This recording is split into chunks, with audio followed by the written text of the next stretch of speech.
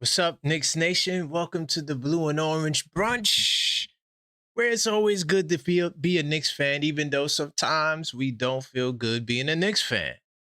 The Knicks end the 3-game skid on the road with a win against the lowly, short-handed G League affiliate, Memphis Grizzlies. Do you think that the Knicks are back? Or should we wait till we see them go up against some better competition? OG Anunoby, what value does he hold with the Knicks? And how does he impact our success? Of course, we're going to talk about some of the spooky in the woods. Some of you guys are spooky in the woods. And this notion that, we have to look for certain matchups in the playoffs, okay? Rich Paul responds and gives a major update on LeBron James's future. And Landry Shamet, he is back. But what about Landry Shamet's return that helps debunk this myth about the Knicks? We're going to talk about this on the Blue and Orange.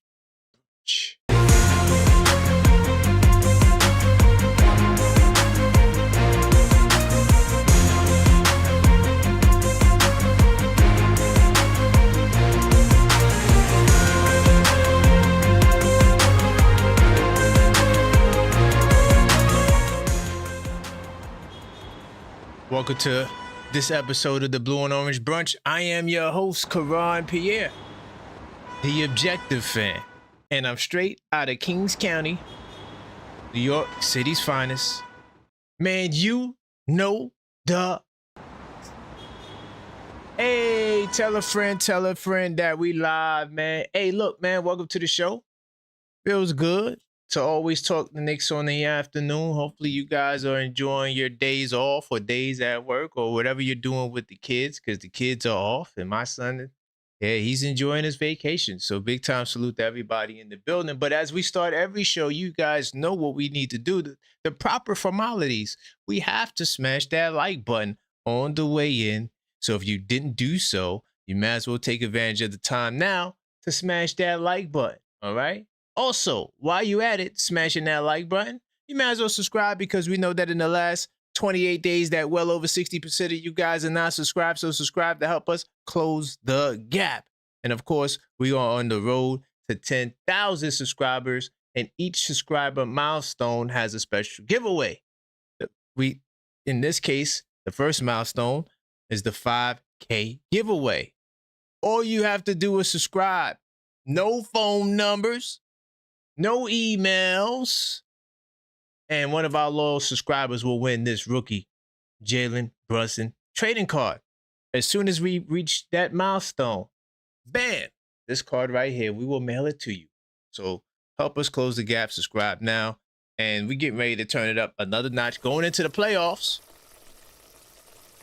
Man, I'm looking forward to it. Big time salute to everybody in the building. See my man Matthew in the building early. HIM the Great.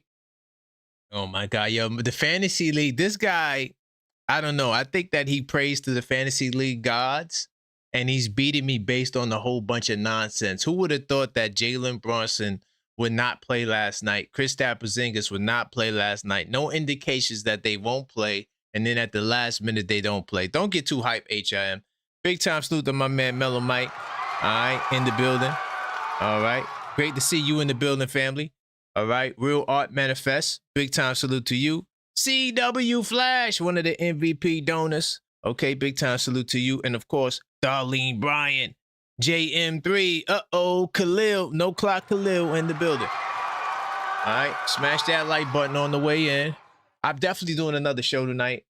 Just not sure about the time, but we will be getting it in. I got a couple of topics I want to get into. I got a nice little Karl Anthony Towns topic, not including the unfiltered thought. By the way, gentlemen, I know y'all waiting for that unfiltered thought, but I'm working on a bunch of projects, but I'm going to get to it.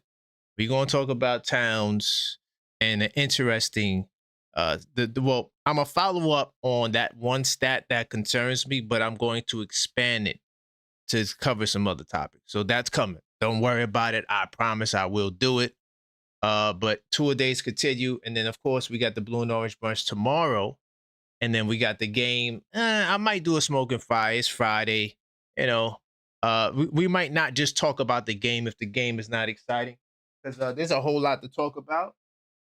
As I look for my thermal, I got it. I'm good. Just want to make sure I have my thermal on deck, because when you're doing a 2-hour show, you're gonna need that water. But so yeah, we got a lot of good things planned. Salute to my man AP on his first super of the day. He says, "Good afternoon, Karan and Mad Max.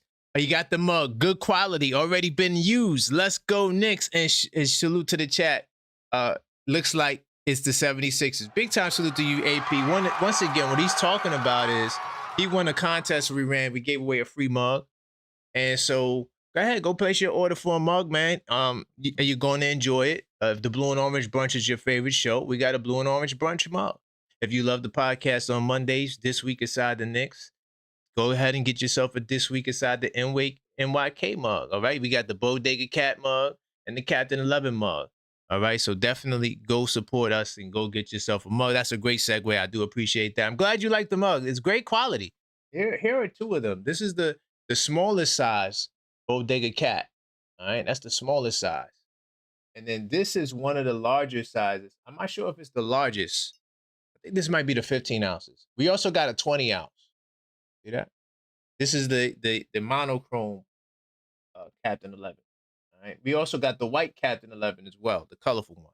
All right. Big time salute to you, AP. I'm glad you are enjoying your mug, and yeah, definitely go check them out. All you have to do is go to the link tree. You see the link that's on the screen, linktree/TheObjectiveFan. That is the key to get to everything on, that I got going. All right, everything. Even if I bring This Week Inside the Knicks back, that's where I'm trending towards, that the website thisweekinside.theknicks.com, that also will be on the link tree. So I'm always just promoting the link tree instead of having this link here, this link here. Promote the link tree is just one link where everything is. The best way to do your business. But so look, we got a lot going on, man. Knicks get a win. A lot of people talking a lot of nonsense. You got to be careful who you listen to. All right. I seen a Stephen A. Smith clip pop up. Guess what I did? I just scrolled past it. I'm not allowing him to get me to have a stroke live on the air. Okay, I'm not doing it. A lot of y'all was concerned when I had my last rant with the Josh Hart. There was an update that I was thinking about covering, but I kind of stay away from the family angle. I don't like talking about people's family, unless it's like really relating to the basketball topic. But Jalen Brunson's sister responded to Stephen A. Said something like he's ridiculous or something like that. I was like, I'm not even going to talk about that. But let's get into research mode, because I want to touch on a couple of different topics. And what we'll do is we'll discuss the last night's scores, as I always do. Just give me 2 seconds. I didn't mean to pop the screen up just like that, but recently I've been quick on the trigger. So we'll talk about some of the scores from last night. Plus, we could I'll briefly go over, because I didn't read much NBA news. I did look at some of the things. I am familiar with some things that took place, but the biggest news last night, and I'll get to them when we do the game score rundown, was this April Fool's prank that they played. By the way, did y'all like my April Fool's prank? I actually got a chance to watch some of the content from yesterday, and it wasn't that bad. I actually could have kept it going. It seemed like I was convincing. If you wasn't here for that, I said that that Leon Rose resigned from the Knicks, and I thought that I was doing a bad job, so I laughed and I just said, I spilled the beans on it, but it looked good, As far as the scores last night, Knicks get an interesting win against the Memphis Grizzlies. I take the win. I think there was a lot of things that you could really critique about this game, but a win is a win at the end of the day. Listen, it could have been 1 point. As long as we get the win, that's all it counts. It goes on the record. Yes, I keep track of the score. I do got, hold on. Where is it at? Where is it at? Yeah, let me show you this. So does this have the score?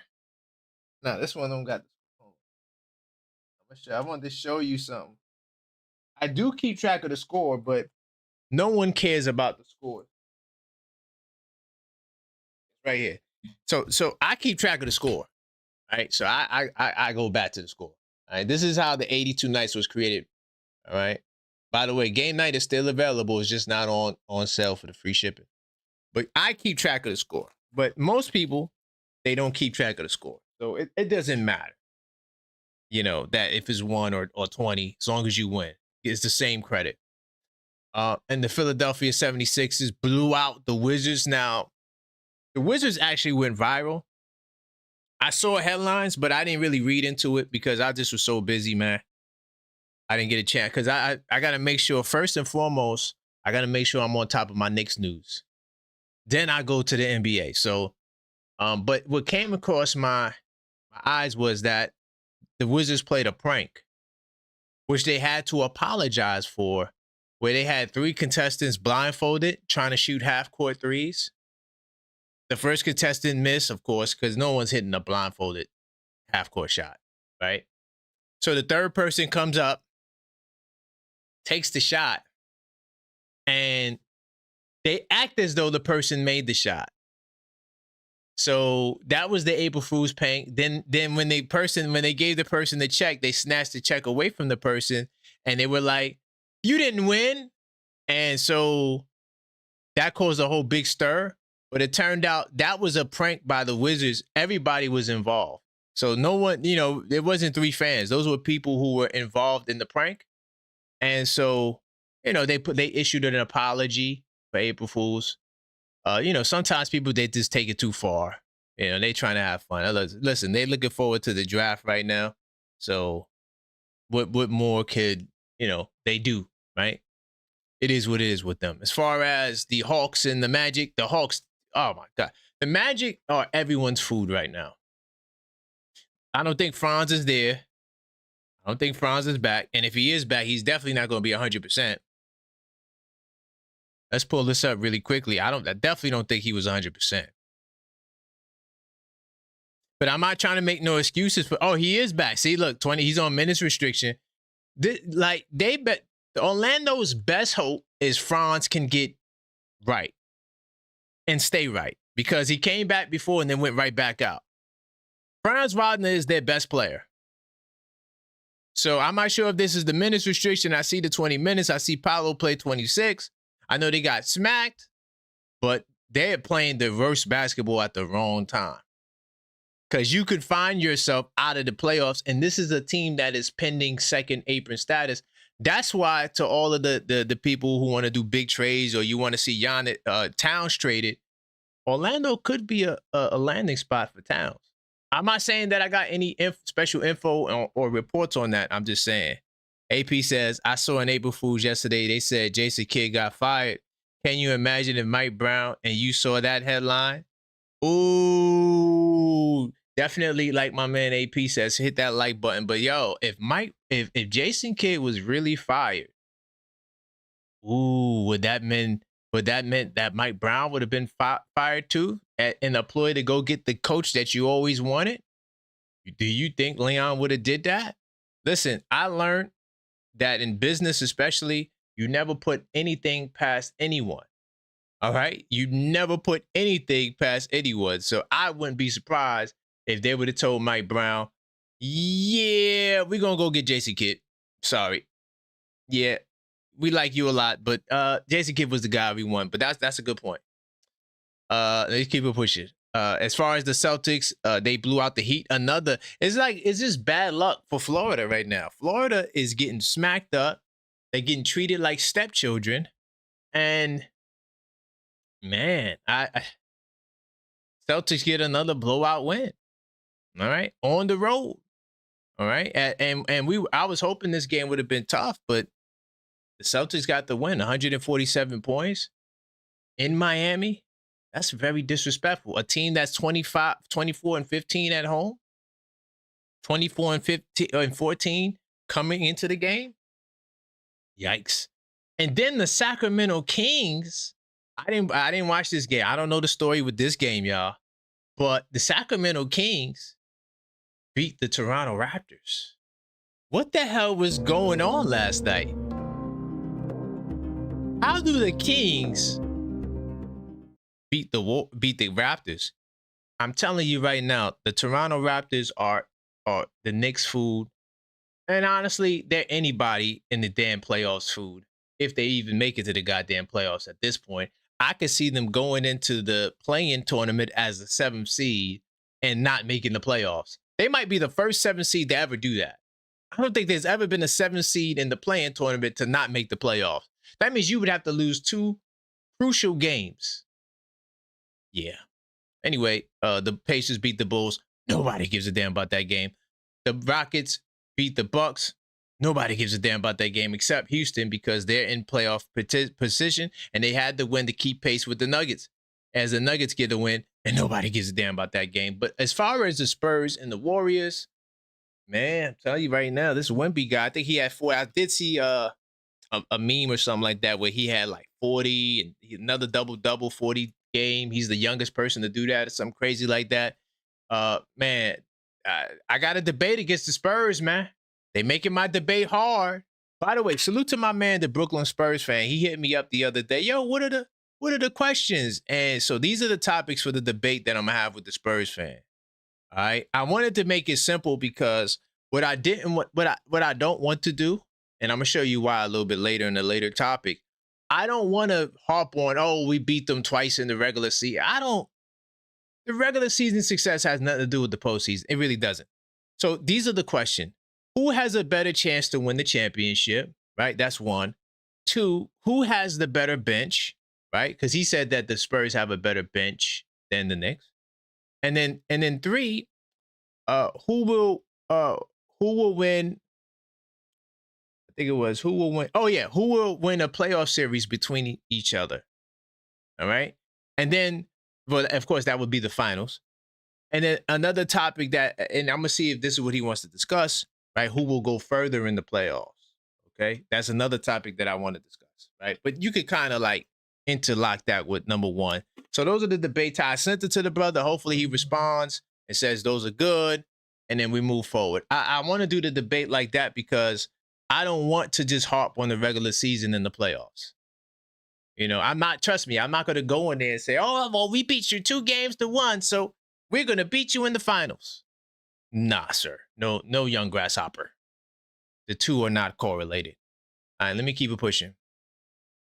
So these are tonight's games. All right, no Knick game tonight. Thank God. I ain't got to do no scouting report. Oh, Lord. I do got to work on it tonight, but at least I ain't have to work on it last night. I'm telling you right now, the back-to-back nights of scouting reports are tough because this is the work that I do, y'all, on this channel. Right? This is why y'all got to stay tapped in with me. All right? This is the work that I do. See that? See that? Bam. This is the work I do, man. All right? Matter of fact, you can see the title right there, man. It's in small font. Scouting report. See that? Bam. So I don't just get on the mic and be like, yeah. Let me just look at some some box scores. And yeah, I know that the Knicks can win this game. No, sir. You got to watch the games, man. And use the stats in context. And I see people butcher it all. I see people in media butcher stats all the time. You know, they'll tell you, oh, this person is 100% out, but don't give no context. Anyway, then you got the Suns and the Hornets. This is this is a big game. No, I take it back. It's not a big game for the Suns. And once again, I kind of was thinking about the Hornets when they were trash. For some reason, I look at the Hornets and I just my brain just thinks trash. I shouldn't do that, and I'm trying. And this is my process of being the objective fan. Like, okay, you just can't look at a team that has been laughable for like the last decade or so and just think that they're trash. This is an important game as the Hornets are trying to establish themselves to possibly get out of the play-in scenario. Of course, you got the Timberwolves and the Pistons. Another barometer test. I'm not sure if Cade is back. To all the Detroit people, is Cade coming back? I haven't really been paying no attention to Cade. I see the O there. Let's see.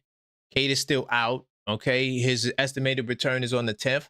So if Cade Cunningham's coming back on the 10th, that's good news for the Pistons, because at least he could get a couple of games in, possibly. I'm not sure how much more games they have at that date and time, but at least they got a date there. I'm not sure how strong that return date is, though. But the bottom line is Cade will not be in the runnings for All-NBA team if this is true. But this is a very big game tonight. I might watch this game. Definitely might watch that game. Let's see. Then we got Thunder and the Lakers.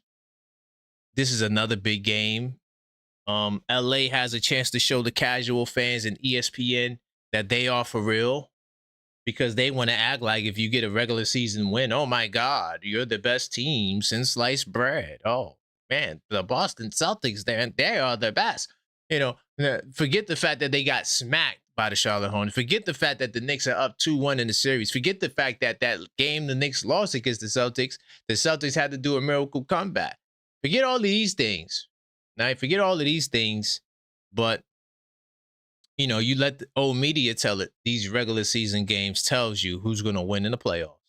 Cavaliers, Warriors. This is a big game for us, even though the Warriors are kind of locked in at probably being like the 8th, 9th, 10th seed. I don't pay attention to 6 to 10 races. I'm sorry. My mind are on the big fishes. I'm looking at the top 6 teams. But, you know, the Warriors, I'm not sure if Steph is back. I'm willing to take a look on that. But if Steph is back, this is a big game for us, because all of these games, if you look at it, right, none of them are in isolation. So I'm assuming Steph is back. I don't see him on the injury report. So I'm assuming Steph is back. Let me just, let's see. Bottom line, Warriors are home. Okay, looks like Steph may be back. Oh no, Steph is out. Damn. Yeah, the Warriors are cooked. I was hoping that Steph would be back by now, but he's not. So this would have been nice if the Warriors could get this win. I doubt it. This is a focused Cleveland team. They are -9.5 for a reason. Anyway, Pelicans versus the Trailblazers. Nobody gives a damn about that game. As far as the Spurs and the Clippers, this is a big game. It's a big game. Definitely for the Clippers. And the Spurs are trying to catch the Thunder. I don't think they will. That's all for the scores in the night, man. You know, all of these games, if you have League Pass, check them out, man. I mean, if you're an NBA fan, it's a lot of good basketball, you know, despite the traveling. I know a lot of y'all don't like the traveling. Big time salute to my man Hakeem on the Super. He said, Brunson has always been the weak link. First off, Hakeem, salute to you, man. I appreciate you. You always stir up controversy. How in the hell is Brunson the weak link? Who is one of the leaders, or if not the leader, in win shares on the Knicks? I mean, that debunks the question right there. He's definitely the leader in offensive win shares. So you can't say someone is the weak link when the Knicks are 3-4 without him. And it was 2-4 before he took the night off last night. Conveniently, they managed to get a win against the Memphis Grizzlies. But yeah, this is not a Knicks team that plays their best basketball without Jalen Brunson. The only argument you can add is the assist percentage might go up slightly because you got a bunch of dudes that are not number one options. That goes across the board. When SGA leaves the game, the Oklahoma City Thunder's assist percentage goes up too. That's common for superstars. So the only thing that you can argue that the Knicks do better, and that is still a debate, is defend and pass the ball. Because last I checked, the Knicks gave up 120 points last night. 119 points to a Memphis Grizzlies team that don't have none of their best players. So yeah, I'm not trying to be a stickler, and I take the win, but we're not going to act like that was the greatest performance we've seen without Jalen Brunson. How many turnovers did they have? And what are we talking about? Let's not lose our minds now. Just because, oh, we got to win. See, that's why y'all come and y'all subscribe to my channel. By the way, smash that like button. This is why y'all come here, because y'all know that I am never too high on our wins, and I'm never too low on our losses. Never once when I went through the fire, the smoking fire, the 3 losses in a row, did I say, oh, we doomed in the playoffs. Never did I make that connection, nor did I make that correlation, because that wouldn't be a fair correlation, because regular season success has nothing to do with the postseason. Doesn't. Just because you're on a run, oh, we won 20 games in a row. Okay. There's a lot of bad teams that went on 20 game or big game stretches to make the playoffs and got cooked in the first round. So no, y'all need to relax. Smash that like button and subscribe if you're not subscribed. I'm never going to get too high on the wins. Only time I'm going to get higher on the wins, but even still, until we win the goddamn championship, dog. But even in the playoffs, I'm not going to be out there climbing on lampposts and, oh, I'm not doing that. Not for a regular season win, dog. I'm sorry, for a game 2 win in the playoffs. You might catch me on the lamppost winning like the Eastern Conference Finals, or even going to the Eastern Conference Finals. Yeah, get on the lamppost. But I'm not getting on the lamppost for game 3 win. See, that's the problem with the Knicks. We get too hyped too early, and too sad too early, as if we don't got a shot. And then we throw away the season. It's over, man. We gonna get cooked in the playoffs. I'm trying to tell you right now, dog, the postseason is a different animal. And I'm working on the postseason show. Okay, I got to do the series. I'm gonna do my 10 keys. I always do that, but then I'm gonna do a playoff outlook show too. Well, what I expect in the playoffs, right? And we'll go through that. Let's see. And then, oh man, Hakeem the Dream again, man. You on fire today, Hakeem. He said Brunson and players for Giannis. I am not trading Jalen Brunson for Giannis. No. Now, would I had traded Brunson if the politics were different? Yeah, possibly, yeah. But I want Brunson to come with Giannis. And honestly, superstars don't get traded for superstars. That's not how it works. You don't see that. You don't see KD for LeBron. It don't work like that. No trade works like that. It's one superstar and a bunch of dudes. You might get an all-star, but it ain't going to be nobody who's all-NBA. It's not how it works. When's the last time you seen an all-NBA for all-NBA in their prime? I'll wait. You go get that for me. It don't work that way. So, no, I'm not trading Jalen Brunson for Giannis, because we have the leverage. And the leverage will be through Giannis. If Giannis says, I want to come to New York, there's your leverage. I don't need to bend and try to add pieces to a puzzle. No. I definitely don't. All right, so let me touch on a couple of things really quickly, just so we can. I want to guide the conversations this morning, because we have some topics that we definitely have to talk about. We could talk about the game last night if you want.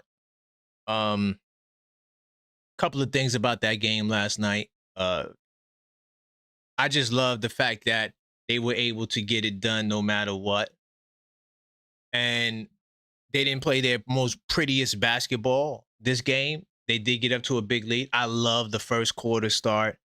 That first quarter start, see, you got to understand something. In a game like that, where you're going to lose motivation because the team is bad, they got a whole bunch of dudes you never heard of before. By the way, I told you about Jamal Meshack. I told you about what's his name, Prosper. I told you about, well, Spencer didn't really have the most impressive game. We knew G.G. Jackson. A lot of us know who he is. The Burton kid, I didn't expect to go off like that. He's all right, though. But I just didn't expect that. I didn't expect that. But, when you're going up against a bunch of guys like that and you have a big lead, it's very easy to lose focus. So us losing the second quarter and the third quarter points-wise, not the lead, not losing it, but I'm just saying being outscored wasn't a surprise. But that's why you start out strong in the first quarter. It gives you an ability to, if you do have slippage, it won't be so bad. So, yeah. Big time salute to my man, Mr. Knicks 101. He said, can you name one thing you're confident in and one thing you're concerned about this team heading into the playoffs, the number one thing for me heading into the playoffs is our experience. And the fact that all of our guys have been through the wire. And when the moment gets big in the playoffs, everybody's experienced it before. I think that's a huge advantage. I think a lot of these young teams, like the Hornets, they're going to fizzle out. The Hawks, they're going to fizzle out. The Raptors definitely going to fizzle out because they don't got enough experience in that department, right? And the one thing I'm concerned about, there's a lot of things I'm concerned about, to believe it or not. I'm not going to reveal it all because I do got a debate. And by the way, salute to the Brooklyn Spurs fan. He just responded to me. He said, yo, it's all good. So we good to go. He said, yeah, no doubt. No problem. How about who has a better team during the playoffs and for the next 3 years? I don't want to debate that. I don't want to debate the next 3 years, man. I think the 3 questions we got is good. I don't, I'll concede the Spurs got the better team right now. You want to go by regular season record. They got the best team. I'm concerned about the goddamn playoffs. But we'll talk about that. We'll hash that out. All right? And trust me, Spurs fan, there's a method to my madness because if we say who's the best team right now, I could say the Knicks because we beat y'all twice. Forget the record against other teams. Forget you relying on Paul to beat us. What about you? We cooked y'all. That's a fact. Y'all had to do a miracle comeback to beat us. But we cooked y'all straight up from beginning to end. So where are we going? Where are we going, Spurs? So yeah, I don't want, I'm kind of like handicapping myself in the battle. Because I just don't want to make it that much of a bloodbath. So a lot of y'all be like, oh man, you're taking on the Spurs. No, but it's not a debate that's just us talking about San Antonio history versus Knick history. I'm not doing that. Of course, they got 5 championships. We're going to make it a structured conversation so each one of us has a fair shake. All right? It's a method to the madness. Trust me, I've been doing this a long time. All right? Not just on the Knicks side. Anyway, let me get into my first topic. Did I address that, Super? Oh, the one thing I'm concerned about, I don't think I addressed that. So the one thing I'm concerned about is the big problem. So all of you guys who know what the big problem is, that is my concern heading into the postseason. Playing all of these goddamn guards. That's why that poll I did this morning, very deliberate. Which guard is going to be out of the rotation? We cannot play all 4 of them. Don't tell me you playing Shamet, Clarkson, Jose. Dude, it ain't going to work, dog. You're going to get cooked. Trust me. Don't do it. Somebody got to sit. My concern is the big problem. All right? And if you don't know what the big problem is the fact that we have size on the bench, but we prefer to play a whole bunch of little dudes. And somehow Jordan, Deuce McBride replaces Mo Diawara in the goddamn rotation. Can you explain that to me? So we are not a small team. We're actually one of the biggest teams in the league. It's just that we choose to play small. And I don't like it. So that's my one concern is how small are the lineups going to be? And will we consistently see a Deuce McBride, a Jose Alvarado, and Jalen Brunson? You're going to get cooked. 100%. I don't recommend it. I want to talk about,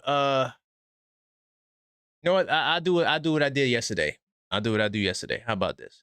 Hold on, give me 2 seconds, y'all. How about this? I'll do the follow-up to LeBron, and then I got an OG joint, and then I'm gonna get right to the topic. What did Landry Shamet debunk? All right. What did Landry Shamet debunk? The narrative about the Knicks. All right. So Rich Paul, he reacts to LeBron James rumor on Lakers future amid the Cavs Warriors Lakers link. Okay.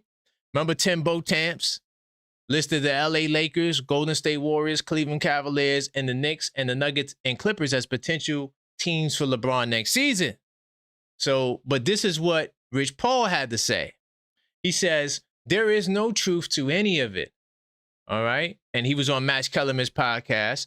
First of all, I don't know what's happening. He don't know either. We don't even talk about it. The conversation, exactly what we talk about, what he talks about more often than anything, man, just enjoy the moment. The man is playing minutes with his son, meaningful minutes. The Lakers are 12-1 and playing well. Why are you talking about some stuff for next year? I get you have to talk about it. I have a feel for the business, but it's just like, oh my God, I don't know. Nobody knows. I don't care what article's written. I don't care what tweet is out there. Nobody knows anything. So I just want to follow up on that Rich Paul is denying that there's any team that has a sure shot at landing the great LeBron James. All right. I know that might piss some of y'all off. I kind of said that to piss y'all off a little bit. But I want to add to this too. I don't think that LeBron is coming to the Knicks. I don't think it's going to happen. Would I like to see it? Yes, I'm not going to cap. I would for my own selfish reasons, but I don't think it's going to happen. I want to talk about OG Anunoby as well. This is another thing we could talk about. OG Anunoby holds the Knicks' future in the palm of his hands.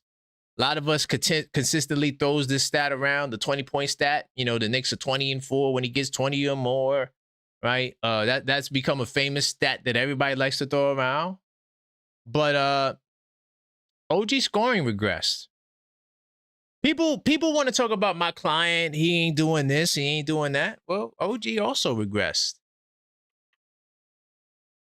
And my client is closely linked to OG, just beyond the wing stop. Who? My question is, in the chat, some of the channels may remember where I'm going with this, because this is from Members Only Sunday that we just did. Who is the number 3 option on this team for real? Is it really OG Anunoby? Why do we think it's OG Anunoby? Because he's third in scoring? Anyway, I'll keep it pushing. So he's regressed. Those numbers are misleading, though. He's increased his average per 36. I could give a goddamn about per 30. If somebody comes to me with per 36 for a starter, you know what you use per 36 for? Tyler Kolek and Ariel Hukporti and those guys who don't get minutes. I never seen people go to per 36 to try to big up of what a starter does or what a key guy in the road. Like, oh, Mitchell Robinson, per 36. Who gives a goddamn about the per 36? You're in the rotation. The per 36 is for us to look at guys who don't get time. That's why we go to per 36. Anyway, whatever. The truth is his minutes has declined. All you had to say was his minutes or less. That's it. We got to go to per 36 to make it seem like we're saying something. Anyway, let me keep it pushing. Okay. His scoring volume and efficiency has increased. Okay. He's averaging fewer than 0.7 field goals per 36. Okay. Now, Knicks need an assertive OG Anunoby to realize their full potential. Of course, they're going to go to the 20-4 stat that everybody loves to talk about. Oh, God, we're 20-4 when OG scores 20 or more. My question is, if that is the case, and we know the coaching staff knows this, why don't they make OG Anunoby a 20-point per game scorer? Like, that's a mystery to me. Like, if we know that OG Anunoby is giving us this level of success, why don't we just feature him to get him the 20 points a game? If you want another addition to the OG side, I never really look at field goal attempts like that to try to make correlations. I don't know. It's just not really my style. But Knicks are 15-4 when he attempts at least 15 field goals, and 21-9 when he exceeds an average of 12 with a minimum of 13. Now, to the people who are listening, what did we notice, the channel members, on Members Only Sunday? I'm not giving it away. I want them to go. I want them to become members, or if you are members, to go watch that members only Sunday. All of the unfiltered thoughts are all fire. It's one of the perks you get when you become a member. I got well over 70 plus member only videos. We do members only Sundays every Sunday. And we uncovered some things about OG Anunoby that was very interesting. And he's so close to Mikal Bridges. It's almost like looking at Kenan Ryu. Almost. I don't know. In terms of what shots he takes, OG Anunoby to take, it's 14 and 2 when he attempts at least 8 2-point field goals. Okay, all right. Now we're doing the 2-point field goals now. But what do you think? Should we, the basis of this article is, should we increase going to OG Anunoby? But they're saying it differently. They're saying that he needs to be more assertive. No. It's all by design. It's all by design. So now I'm looking at the collaboration, which is Mike Brown and that guy Leon, who nobody likes to talk about. But I'm going to rattle the fence because that's what I do. They all get the smoke. I have no favorites over here. I'm just a Knicks fan.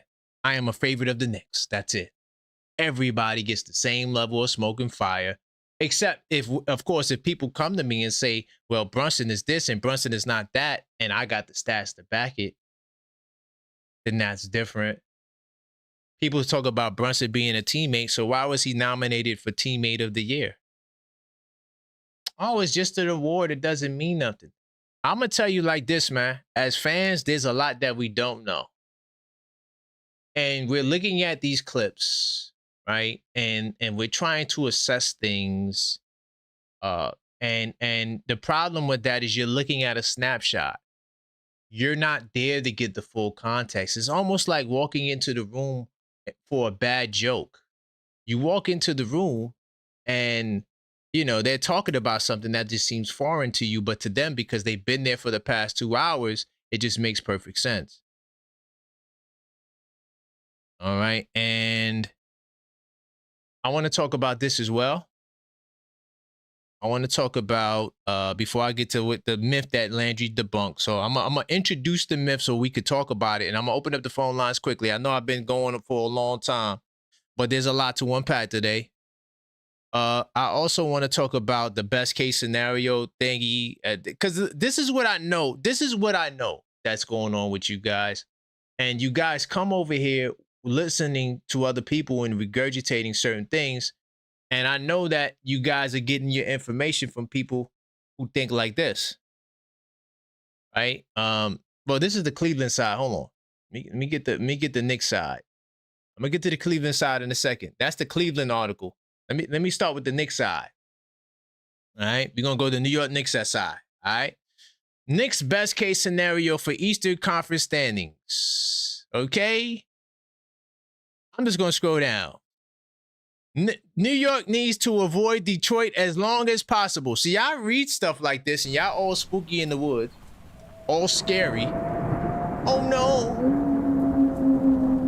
no, I don't want to see Atlanta.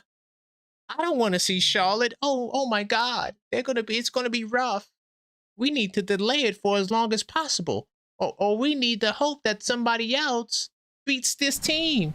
Y'all all spooky in the goddamn woods, dog. I am not dropping nor rising with the potential thought to think, well, I don't want to see them in the first round. And then what's the most ludicrous thought to me is we talking about second round. You got to get through the first round before you get to the second round. So worrying about a prospective opponent that you're going to see in the second round when you're not in the second round and they're not in the second round, y'all just scary. Y'all in the woods.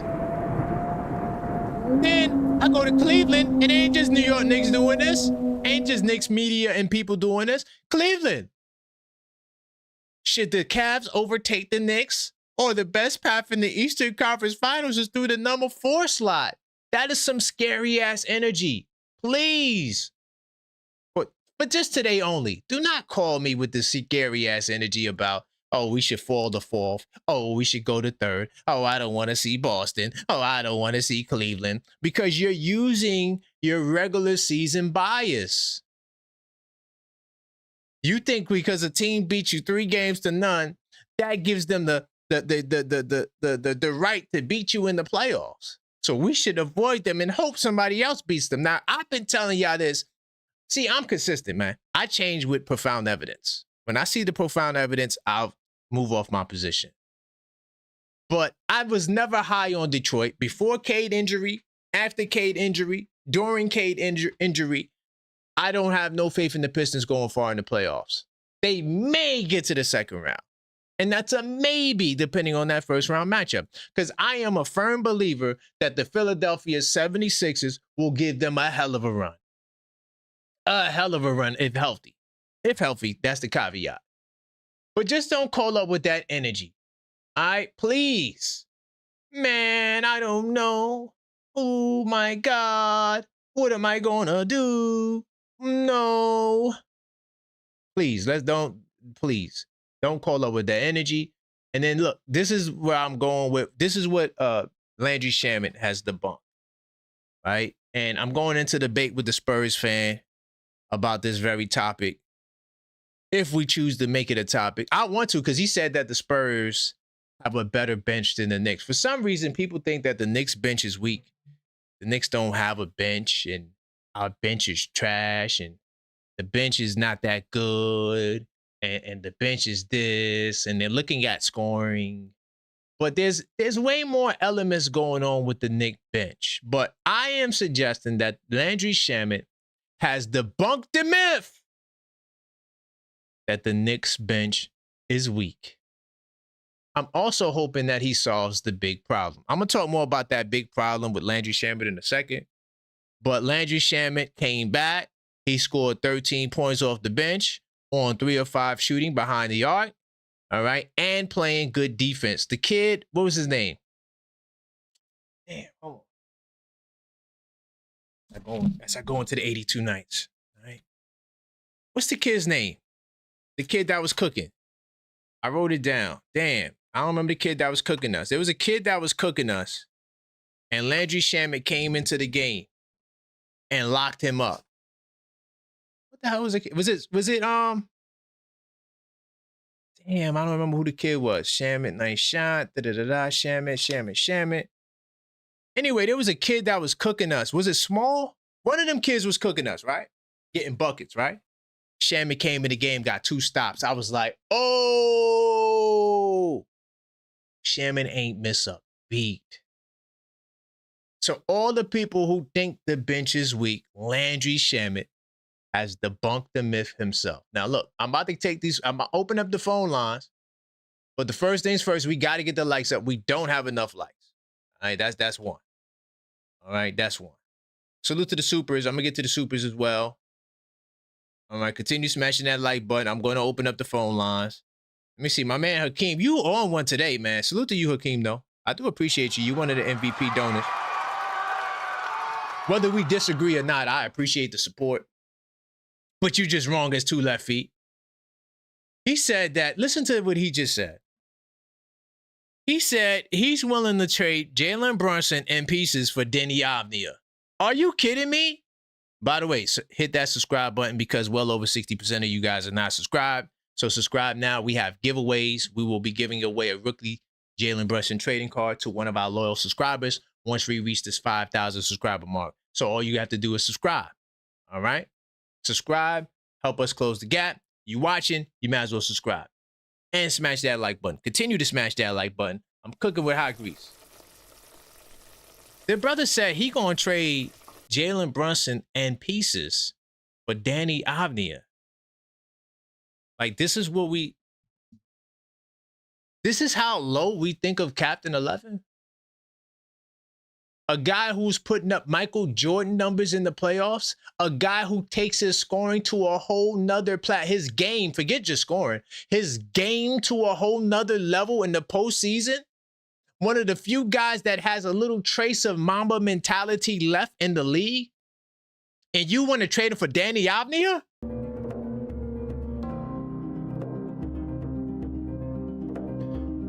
You see what I'm saying? This is why I'm here. I'm here to balance the scale. You guys can come on here and speak your minds.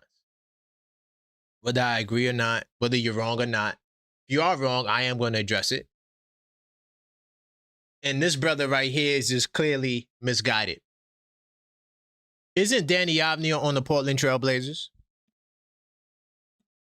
What has the Portland Trail Blazers done since Danny Avdia's got there? Can they even sustain a 500 record? And you want to trade him for Jalen Brunson? An All-NBA second team, about to be an All-NBA second team for the third year in a row? Two-time All-Star starter? What are we talking about? You want to trade him for Danny Avdia? Hakeem, you gotta stop.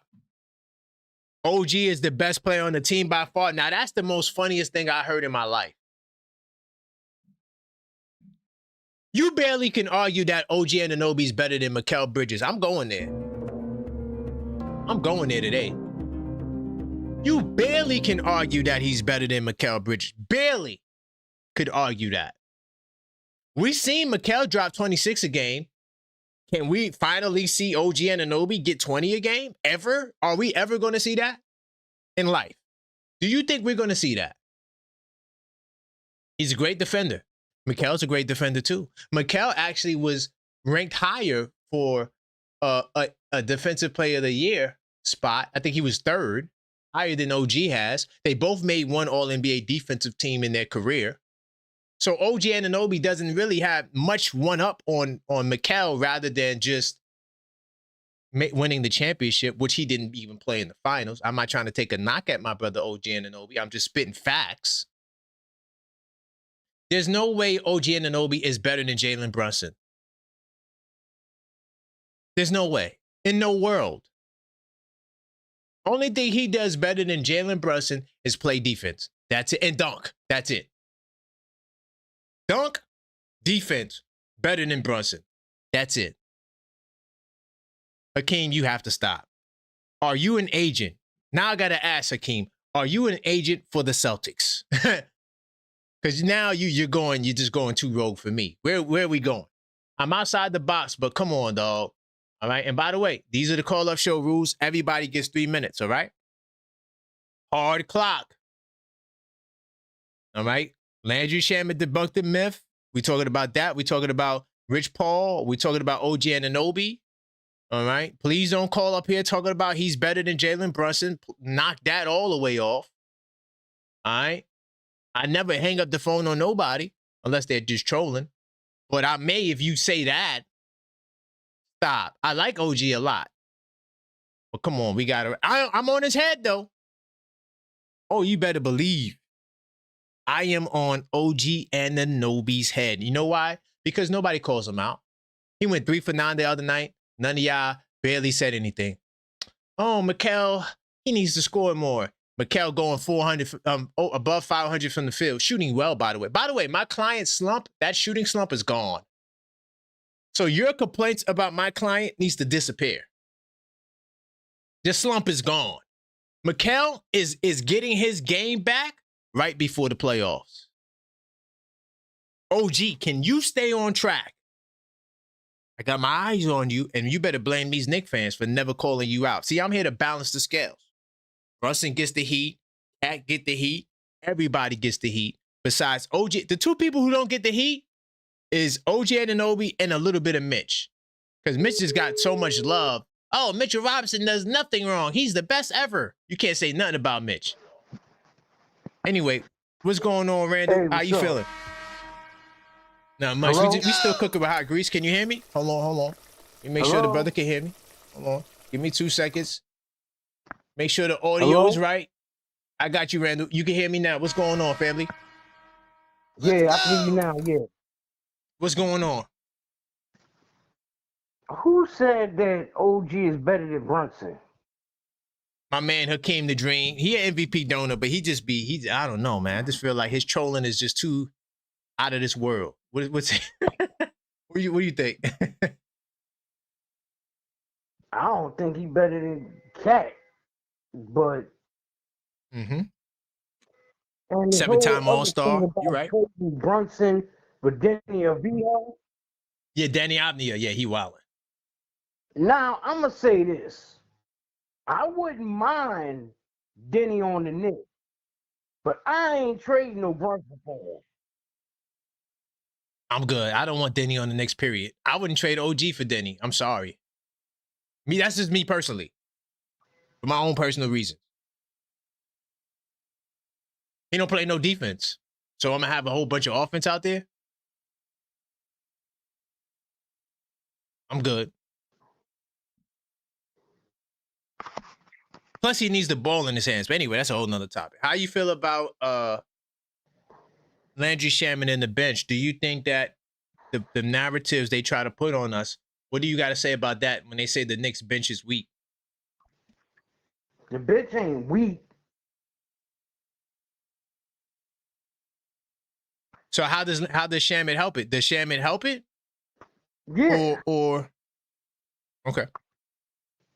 because I mean our bench is definitely better than what it was last year. Yes, I would agree with that. I think you could make an argument that the bench was better than last year because you got Jordan Clarkson. Yeah, You know, you didn't have Jordan Clarkson last year. true. Like that right there. And also you didn't have a Mitch that's healthy as he is now. Yeah, and plus when Deuce was healthy, he was playing much better this year before the injury. Shaman is Right. playing much better this year. Bingo. Yep. That part. Yep. 100%. Then you didn't have a Mo Diawara. You did have Precious Achua though, but you didn't have a Mo Diawara either. Right. Yep. So, what's your thoughts about LeBron? Rich Paul shutting it down that nobody knows nothing. You think LeBron comes to the Knicks next year?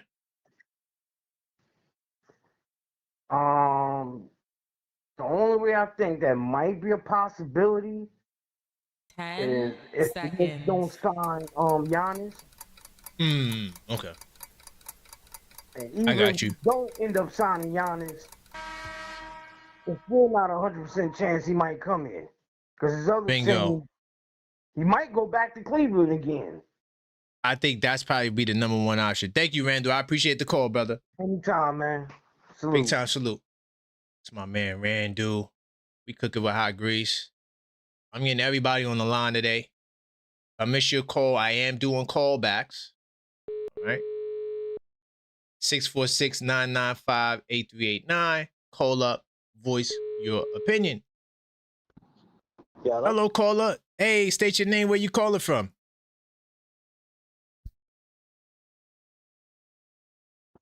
Hey, we got you back. Yeah, can you hear me? State your name, where you calling from, family. Yo, hey, what's up? My name's Ahmed from New York. Nice. What's going on, man? How are you? I'm doing good, man. I can't complain. Just talking about these Knicks. Where you want to go? We had a game last night. We got Landry Shamet back on the bench. Where you want to go, brother? A couple of things. I want to talk about the bench, but at first I want to get things straight. You know, a lot Okay. a lot of people think that like last night's game proves that we don't need Brunson, and I think that's the most BS thing I ever heard in my life. Yes. Because It's crazy. this guy took us to, you know, he's taken us places that we never sniffed before, even in the Carmelo Anthony era. Like, Facts. and for us to disrespect him like that, like it just, you know, drives me a little crazy. And Insane. I'm a big Melo guy. Like I love Melo, bro. Like when I shoot the ball, I'd be like Melo, you know. Mm-hmm. Me too. And yeah, so for them to say like the narrative is, oh, you know, he's the one that's causing problems. I think it's mostly like the way the team is. Uh, I feel like they have like some sense of like entitlement or something where like, oh, you know, I'm a great player, why, you know, why can't I do that? Like I feel like the team is, you know, not together. Mm. You know what I mean? I feel Really? like that. Okay. Yeah, I feel it sometimes. You know, you see Mm-hmm. it. But you know, I would say for the bench, uh, you know, honestly, like I'm excited to see Deuce and Shamet. because I feel like those two on-ball defenders, they're Yes. really really great. Yep. I agree with that. We haven't seen them like for too long. I mean, at least like play this season together. It's either one is injured and the other one's single. Bingo. Good point. Yep. Yeah, And people don't realize that. They just look at points and they say, oh, your pitch is not that good. They don't score that much points. yeah. I mean, listen, we are a little small, but yeah, I feel like our team in the playoffs, obviously they're gonna step up. I just hope the vibes is a little bit better, for them to motivate each other instead of Right. being against each other. Like seeing Towns' reaction the other day in the Houston game, like it make you think a lot of things. You know what I mean? Him going by himself, sitting, like I don't know if he's upset at his team or the coach, Yeah. or a little bit of both. We Man, don't it's want to. frustration in playing ball. Like when you playing basketball, dog, trust me, man. You have moments like that. It don't mean that we got beef. It just in this moment, I need to be by myself. Y'all pissing me off. That don't mean Yeah. that we hate each other. That don't mean we have underlying problems. And that's what I was talking about earlier. Like we see clips and we make those clips the grand everything, but you don't see the other part. Like he's doing an interview and he's like, "Yo, this is my guys." And I don't think that is political correctness because you don't have to say that. Yeah. He's saying that because he believes it. But go ahead. I'm sorry. No, you're good. I felt like I spoke a lot. No, it's cool. I try to give y'all, see, what I want to do, I want to give y'all as much time to talk without me just interrupting all the time because you're on the clock. You feel me? So, Copy. Yeah, yeah. I'm confident. We're gonna wake up. I just 10 hope that the seconds. pressure doesn't get to the guys. You know what I mean? Like, Mhm. like if they struggle the game one, it is what it is. On to the next game. Oh, they be all right. Listen, one thing I met, and big time salute to you. I got your name and number locked in, by the way. So next time you call, I know who you are. They're going to be all right. Listen, they've been there before. That is our advantage. They all been there. They're not, this is not a group that's going to be flustered, but I appreciate you, family. Yeah, no doubt, bro. I appreciate it. Big, I appreciate big time. the call back. All right. No doubt. All right. What's good, Ty? OKF Nation in the building. The callback king. What say you? Hey, what's going on, man? Let's Good, go. what's good? Nothing much. Bill, hold on. Before you go, I'm gonna pause you really quickly. Before you Uh-huh. go, I just want to share. I just want to share this with the people. Right now, Karl Anthony Towns, our big man, he's leading the team in. Hold on. Damn, what the hell is? Oh yeah, right here. In win shares, Karl Anthony Towns is number 1 with 8.9. He's 9th in the NBA. Jalen Brunson is right behind them. 8 point. They were battling each other. Earlier, it was Brunson leading the team. Then Towns took the lead. Either way, Jalen Brunson is 8.2, and he's 13th in the league. So how can you say that we're better without Jalen Brunson when the win shares say otherwise? Anyway, I continue. What's going? Or you could go continue. What's going Okay. on, my man Ty? Let's go. Okay, good segue. So the thing is, for me, this should have showed Brunson something that I don't, by all means necessary, me and Cat got to get this going. He needs to take it into his hands and say, let me run this through Cat. Because when it was ran through Cat last night, it looked good. Cat could pass, but see, we can't go for the Memphis Grizzlies. They look like a G League team out there. They really look like They are a G League team. Right. I was not impressed, bro. What it did to me was it made me a little more pissed off because this is what they could be doing against the top tier talent. They have the capabilities. Now, I gotta do a little kickback. I'm not saying Brunson is that much better than OG, and here's why I'm saying that. The only one on our team that got a championship, on a championship level, is OG Anunoby. That's why we got him. And we forget that he won a chip, and he was an intricate part of that championship for Toronto Raptors. And He didn't play in the finals, brother. He didn't play in the finals. He didn't play in the finals, family. He wasn't there. He was hurt. No, but I'm talking about without Anunoby, they weren't getting to the finals. Without Anunoby, they were not getting to the finals. I don't know. Pascal and Kawhi, yeah, they get to the finals. Yeah, Pascal and Kawhi gets to the finals. They did it without OG. Right, but when both of them did it without him. But in the finals, though, Okay. in the All right. finals. But you got to get to the finals like us. We got a good team. We got to get to the finals. Will OG get to the finals without them? How about that? Will he get to the finals without them? Okay, you're right. That's what I'm hoping for. But I think, to me, he played on a championship team. He can say that. He can say he played on a championship team. That's what I'm saying. He experienced that confetti. He experienced that whole, even though he didn't play in the finals because he was hurt, but he was an intricate part of that, of them getting to them finals. What I'm just saying is we can't act like he's a scrub, man. If you put OG, no, I never said that. No, I never said that. No, he's a good player. I'm just saying. Yeah. If we put OG on another team and they say, okay, you got a high volume of shots, go ahead, lead us. I don't think he's gonna do that bad. I don't think he's a second option. I don't think he could average more than 18 points. I don't think it's in this game. You don't think he can average more than 18 points, Corona? Nope. No, I don't. Wow. I don't believe it. I don't believe it. Yeah, I don't believe it. Not on the Knicks. No, I'm talking about any good team. Now, if you send him to the Nets, but I don't think he could drop 26 like Mikal. I'm going there today. No, you did not do that. Okay, I'm going there today. I'm a respect. I'm going there today, Ty.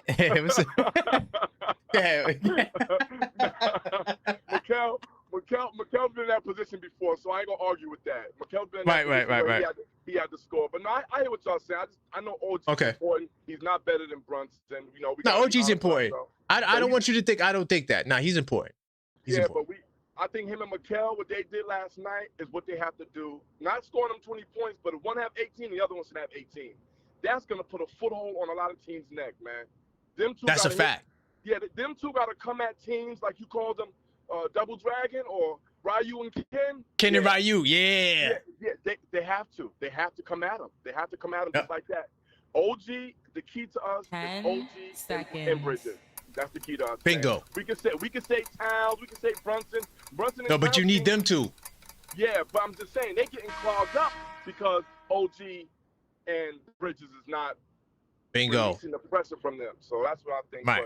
But last night was against Memphis, man. But go ahead and take your calls, man. I just wanted to say Thank you, Ty. Yeah. It's all good, bro. I'm watching. I appreciate you, family. Good show today. Thank you. Oh, that's my man, Ty. Okay, let me just say this. I'm not saying OG's bad. I'm not saying I hate OG. See, y'all think this is the problem with y'all. Y'all think that you're supposed to say everything good about everybody. No. I am not going to gas it. Go to the other channels that gas everything up and, oh, everything is great. I don't do that over. I keep it 100% real every time. I'm sorry. No, OG Anunoby is not better than Brunson. Now, if I say that, oh, you're taking Brunson's side. No, I am speaking the facts. OG I was pushing, dude, let me tell you something. I push for OG. Besides Mitchell Robinson, I push for OG more than anybody else on the team. I was like, yo, OG should be an all-star. And I know the Mitchett's going to be like, oh, you push Mitchell Robinson? How? I'm the only one that wants to see him paid. Y'all, only y'all, I asked y'all, so you going to give Mitchell Robinson $20 million a year? No. I thought y'all were Mitchettes. I want to see Mitch get paid. And I feel like he's being held back. But that's a whole nother topic. As far as OG Anunoby's concerned, I push for him to get Defensive Player of the Year. I push for him to get All-NBA Defensive Team. I push for him to be an all-star. He's not cutting the mustard. Will he be defensive team this year? I hope. But I know who else has an argument to be on defensive team. His name is Mikal Bridges. Mikal Bridges has the #1 defensive field goal percentage in the fourth quarter. He's one of the few guys that guards the toughest matchup by himself. He's in a class of his own. But I'm not trying to put OG down. I'm just saying you wildin' if you think he's better than Jalen Brunson. He's not. Jalen Brunson, until I see OG Anunoby and his name next to Michael Jordan, and saying OG is doing what Jordan did, I don't want to hear it. Hold on. I got more calls. You know the phone lines is hot right now. We got to get the likes up, though. Look at my man Mellow Mike. He says JB got to watch old school VHS tape. What? On Hugh B. Brown on how to pass to other teammates, especially to our big man, Cat. No stats, just facts. You see this right here? No stats, just facts. That is the problem. That's how you sound like you don't know what you're talking about basketball. I'm not talking about my man Mellow Mike because my man Mellow Mike knows basketball. So look at my man Mellow Mike. This is not a personal shot to him. This is a shot to that mentality. First off, stats are a measurement of what's happening. Let's stop trying to undermine stats like stats are not important. Stats are a measurement as to what's happening. I did the show the other day, the myth about Jalen Brunson. Jalen Brunson, 1/5 of his passes goes to Karl Anthony Towns. The notion that Brunson doesn't pass the ball to Towns, y'all got to knock it off, is cap. And 1/4 of Brunson's assists goes to Karl Anthony Towns. Oh, he needs to learn how to pass the ball. Jalen Brunson is number 6 in passing when we last looked at it. He's number 6 in passes per game. He was number 2 in hockey assists. What are we talking about? Jalen Brunson doesn't know how to pass the ball. Y'all got to stop. You see? And then when people say crazy stuff, like if somebody would have sent in a super chat, it would never happen because y'all love OG and OG never does nothing wrong. But if somebody could have sent in a super chat and said OG Anunoby was overrated in defense, I would be defending him the same way as I'm defending Brunson from this notion here. Oh, no stats, just eye tests. You could be blind. How do I know what the hell you're looking at is accurate? And that's not just for Mellow Mike. That's for everybody. See, I give you my eye test. Look, I come with this right. See this right here? I keep telling you, dog, you better get somebody from NBA TV to come see me. This book right here ain't the history of the Knicks. This ain't the Knicks in the 90s. Like, oh, man, what happened with Ewing and Starks? This is for this season. I got another book, too, my mock-up, which is right here. This is the mock-up 82-9. These are the beta type. You can't even buy these. This is like the pre-edition to the pre-edition. See this? This is for this season. These 2 books. You see that? So what I'm telling you is that not only do I use the eye test, I use the stats to make sure what I'm seeing is accurate. I saw that Braylon Brunson was averaging like 9.4 assists for a prolonged period of time in recent time. I seen the Knicks assist percentage rise.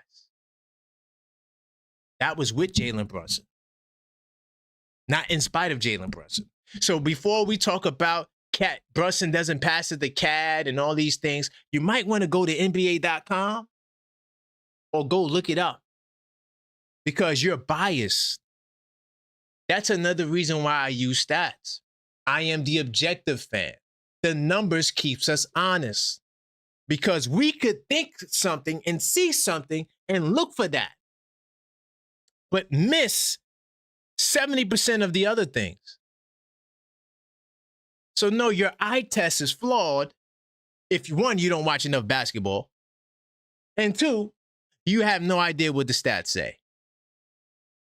So salute to my man Mellow Mike. That all wasn't for him. But to the people who keep undermining stats, you don't have a correct measurement of what you're seeing on the floor. All right? Once again, if I miss your call, I am doing callbacks. 646-995-8389. Call up, voice your opinion. Let me see, I got to get, okay. Sean, I'm calling you next. All right? What's going on, L Figgy? What's going on, Karan? What's up? Brooklyn to Florida. Stand up. Where we going? Let's go.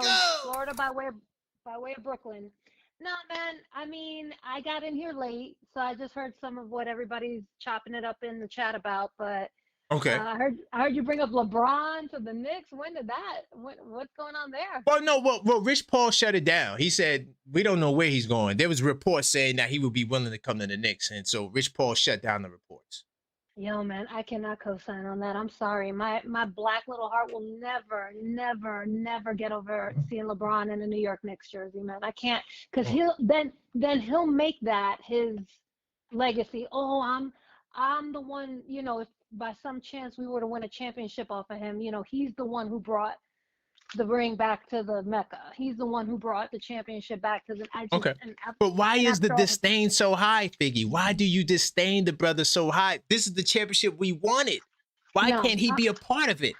Because I'm petty, Karan. And okay, all right, I got you. And when he had his chances to help us, and when he could have been part of a dynasty, he said no. He passed on. That's true. Knicks.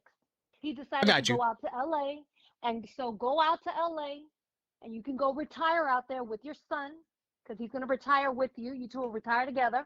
And that's cool. And he can just go, because when he had a chance, same thing with KD. I don't want to see. I know KD still has some gas left in the tank, but I don't want, because of what the Knicks weren't cool. The Knicks weren't a cool place to come. This is why, although Julius Randle was a problem, I will say this: he came when we were nothing. When we weren't even we were at the bottom. We were bottomed. We were the Washington Wizards of the Eastern Conference. Julius Randle actually said, "You know what? New York has a great and grand basketball tradition. It is the Mecca. Yes.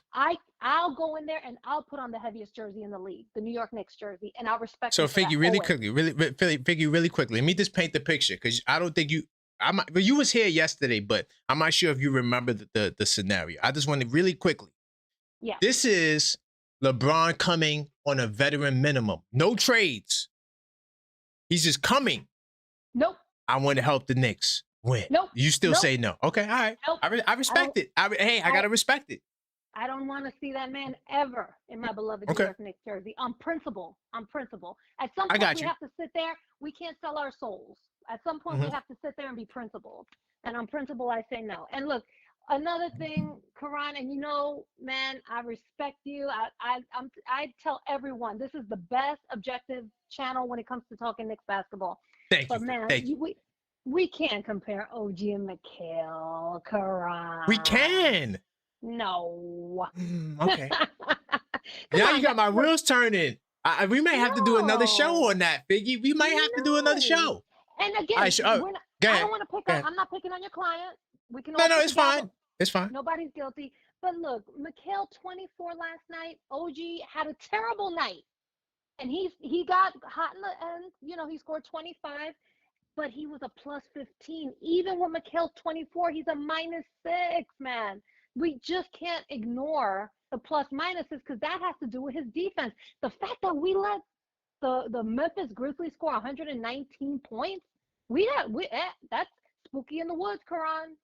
We need to fix that. But I hear that, and that's something that I critiqued the Knicks on last night too. But I will say this: yes, you did. Remember, plus minus. Remember, plus minus is a team stat. So it's the lineup It's not just the end of. So how I use plus minus, Figgy, I use it to compare lineups mostly. That's why I say the double big lineup is trash, because their plus minus is mostly trash. But I'm comparing the lineups to other lineups. So, but I want to say this, and this will be the last question I ask you. Yeah. What does OG do better than McHale? OG, I'm going to tell you, you were just talking about the eye test, and I love that, because I stand with you 100% when you say, I don't like the double big. I'm with you there, Karan. Doesn't work. We've seen it. Eye test, it sounds good on paper, but when we see it out there, no bueno. So here we go. No bueno. Look, the difference between OG and McHale is what I see from OG every single night is a man with his hair on fire. He attacks the basket. He's out there fighting through screens. He's out there being aggressive, physical. McHale treats the rock like it's a hot potato. He's looking to pass. He's always looking to get rid of. He's not fighting through. He's not. Last night they even were. I was listening to the Memphis Grizzlies broadcast because being out of town, I got to take what I can get down here in Florida. But even they were commenting, "Oh man, McHale is going to the basket. He's dunking. Got to the free throw line." They're making comments like that because he normally doesn't play like that. Now OG plays like that every night. Again, it's like the John Starks factor. If anybody was a 90s Knicks fan, John Starks will make you, if you think you guys get frustrated with Josh Hart, John Starks would have made you just rip your skin off your flesh the way he used to 10 get you frustrated. seconds. But he was Mm. beloved because he was physical. He always went out there and you knew he wanted to win every night. And that's why Right. he is beloved amongst MSG fans, you know? But look, Mm. Karan, I know you got a lot of callbacks, man. Keep up the good work. We love it. Thank you, Figgy. We love it. Love the community you're creating. Keep doing good work. Shout out to Maxine. It was good seeing her in the chat today, man. Oh, that salute to Maxine. Thank you, Figgy. Thank you, man. All right. Salute to Maxine, the super producer. I see you, Maxine. I see you up in here. Big time salute to you. Our son is going crazy. He's on vacation, having so much fun right now. I got some. Okay, hold on. Get my man Sean in the building. Uh-oh. What's going on, Sean? Yo, what's good, Karan? What's going on, man? Hey, we on fire today. A lot of topics. Where you want to go? Let's go. Okay, I want to start with this notion that OG is better than Jalen Brunson. I need to go ahead and put a hammer to that. Y'all need to go ahead, put that in a box, hammer it down, and mail that shit, excuse my language, and mail that shit across the water. Because Oh that my shit, God. because that was the most stupidest statement ever said. Did y'all know before Jalen Brunson got here, we was begging for 15 wins. We was pleading to even get 30 wins. Did y'all know that? I don't think they It's facts. remember that. JB came here and flipped the whole scenery around and did things that we didn't even think of. So I just need to get these Knicks fans to understand that JB, he is not the greatest, but he is going to probably Right. be one of the greatest Knicks when he retires. OG is not going to be one of the greatest Knicks when he retired. Let's get that Right. understood real quick, okay? Right. Second, I believe Mikal is better than OG. The reason why I Oh, say really? that, Wow. because the reason why I say that, what we not understanding and what we missing is Mikal literally last year in the playoffs went on a scoring run by himself. I'm gonna say By in game 1 or himself. game 2. By Yep. himself. Do By y'all remember himself. that? Okay, That's a do y'all fact. remember that? He went on a scoring run, a 14-0 scoring run by himself, and I want Yep. to say game 2 of the Boston series. He literally Mm-hmm. clamped down Jalen Brown in that Celtic series in the first 2 games. He was the one that helped us win those first 2 games. That's a Also, fact. did y'all forget Mikal last year scored 41 points on the efficiency on Christmas time? Did y'all One of forget the that? easiest 40 points you could ever One of get. the Easy. easiest and efficient points scored. I'm not saying That's OG fact. is terrible. I'm not saying No, that. no, no. Hell no, No, we're not saying. Yeah, I'm not saying that. But OG never cracked 18 points in his whole career. I looked that's a at the fact. stats. His highest scoring point total, I want to say, was 17.2. Correct me if I'm Mm-hmm. wrong, Karan. I think it was 8. But Wasn't it 18 last year? But it might have been that. Hold on, I'm gonna pull it up. Go I ahead, know. keep cooking. I think last year it was like 17.1. But his Possibly. I'm gonna pull it career, up. Go ahead. okay. But man, long story short, Mikal can score 20 points. He can score 21 points in an efficient way. Yes, he had Yep. the ball mainly in his hands in Brooklyn, and when he was in Phoenix, he had plays drawing up for him. But Mikal, 10 I just think his seconds. efficiency is just a little more better than OG. His defense Right. is a little more better than OG. Now, one thing that I do agree with what the last caller said, OG does play with a little more aggression. Yes, he Yes. does. Why? Because OG does not have a bag for real. As you can see, OG just literally start taking it to the rack, doing a little behind the turnaround fadeaway in the Mm-hmm. mid range. Mm-hmm. He just started learning that. Did y'all Yeah, he just forget started the last mid year? range for sure.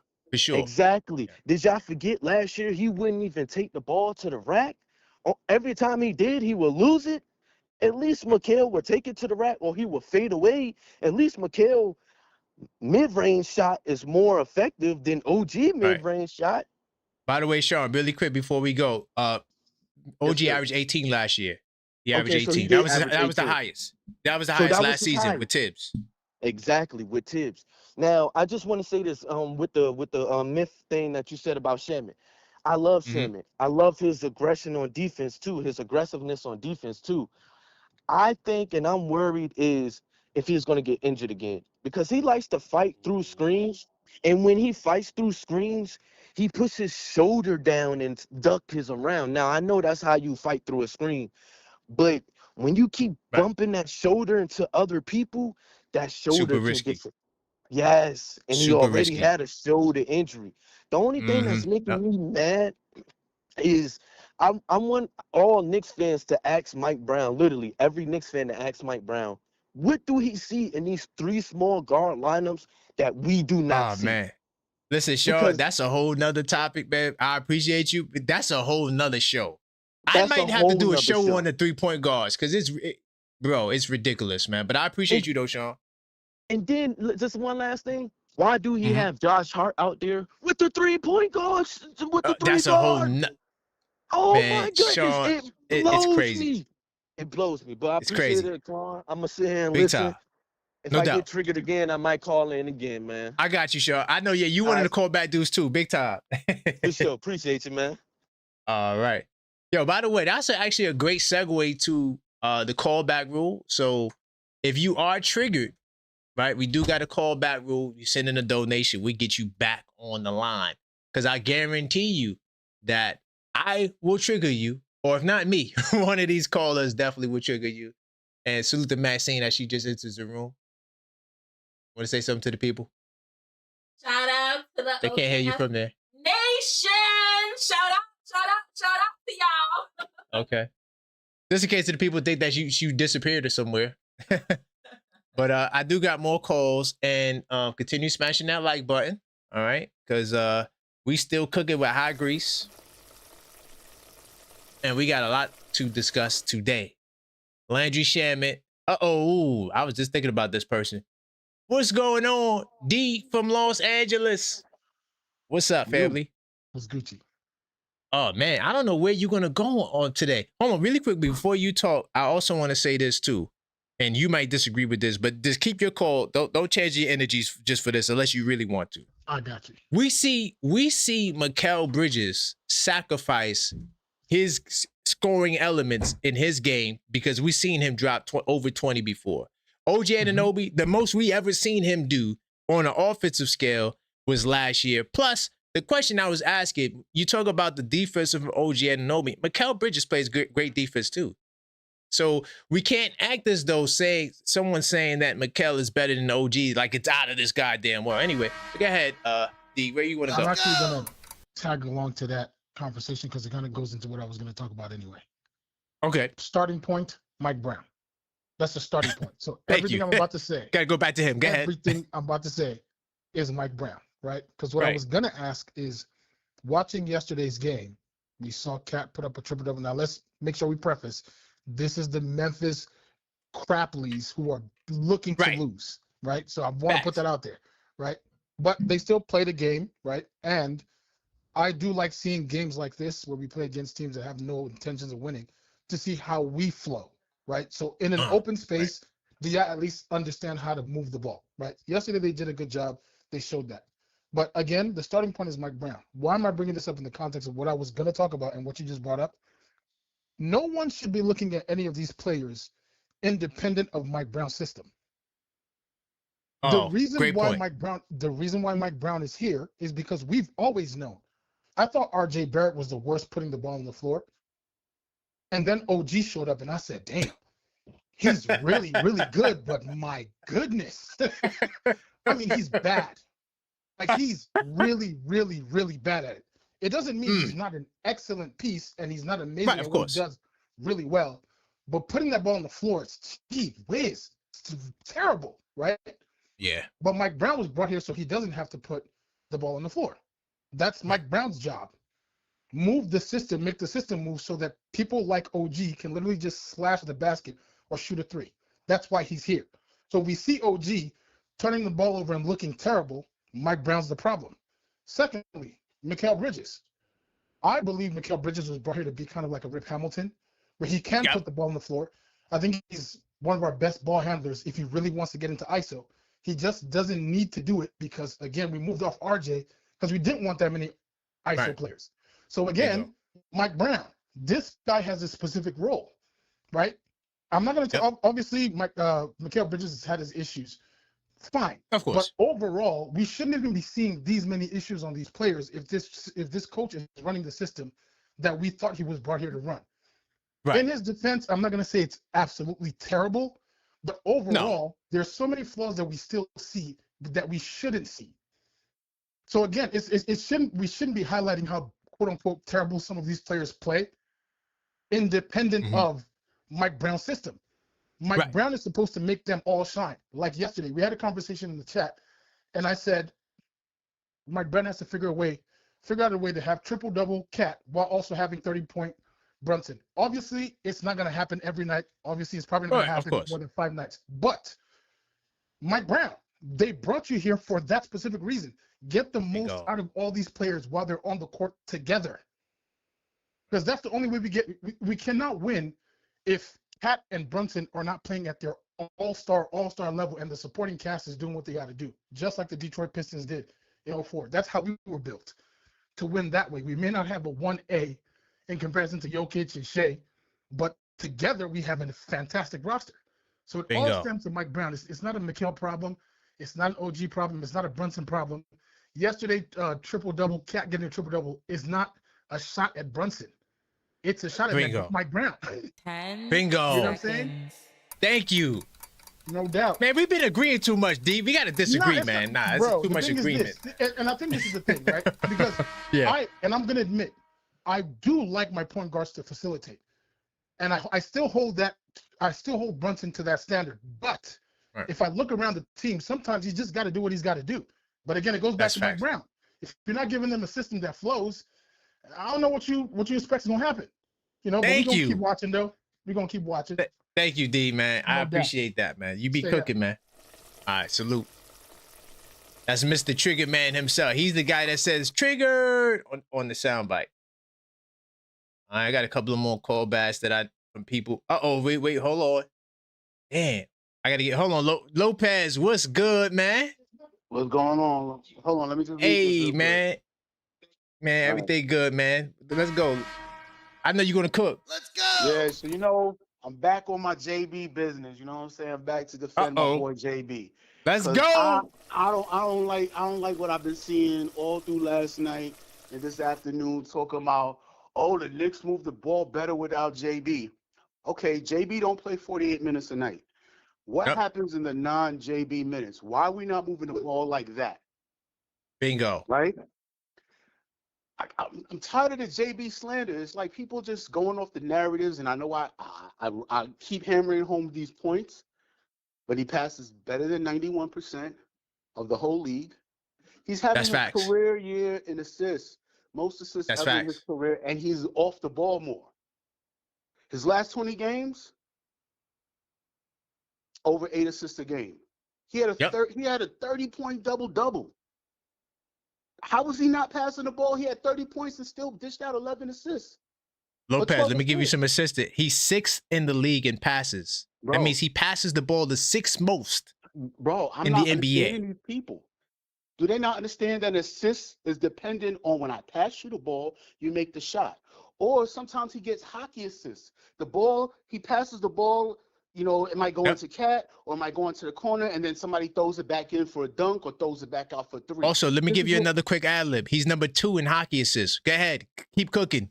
Bro, that's what I keep telling people. I said, y'all miss how many hockey assists he has in the game. Y'all miss how many times he catches somebody right there and they get fouled, so the shot don't go in. That's a field goal attempt that's not counted. But that's technically an assist. He got you to the line. You still got 2 points. Brunson factors so much into everybody else's scoring, and they're inconsistent, and they keep forgetting that how many times they play hot potato, the ball's moving. They come back to grenades with 5 seconds left. What is he supposed to do? Lopez, really quick. I'm gonna ad-lib again. Jalen Brunson, top 5 in passes received. You know why? Because a lot of times these guys don't know what the hell they do with the ball, and they give him the ball back late in the clock. Continue. They say he plays hero ball. No, he plays savior ball. Okay, hero ball there's a difference. Hero ball is I'm gonna be the man every time down. That's not what you do. Savior ball is You cats can't make a shot. So y'all gave me the ball back. That's what Bingo. he does. You're looking for somebody to save you at the end of the 24 second shot clock. Second. Y'all not, you know what I'm saying? Y'all acting like he comes down and doesn't pass the ball to Cat. I'm gonna do this one day. I'm gonna sit there and the whole game I'm gonna count up every time he passes the ball to Cat, and I guarantee you it's more than 10 a game. I guarantee you it's at least Really 10 quick, times a game. Lopez, let me give you another assist. 20% of his passes goes to Karl Anthony Towns since the All-Star break. Look at that. 25% of his assists goes to Cat since the All-Star break. Continue to cook. All right, see, you my sous chef. Okay, so I'm over here just yelling out the orders, and you actually doing it. You actually coming up with the stats. These people do not watch ball. They do not watch ball. They watch Stephen A. They watch, 10 these pre-game announcers talking about, oh, the Knicks ain't this and the Knicks ain't that. The Knicks need to do better than this. The Knicks need to do better than that. No matter who we beat, if we beat a team, it's a fluke. If a bad team beats us, the world is about to implode. So, like I said, y'all people need to watch the game and then really watch in context of what's going on. Stop getting your feelings involved. And don't get me wrong, I get emotional during the game. I get all Of course. what the F. But after a while, after the game, Right. I rarely ever call after a game and be going all crazy, because you got to take time to really reflect on what happened and then put it together in a way that you can digest it with logic. You know what I'm saying? Bingo. That's why we're level-headed Knicks fans.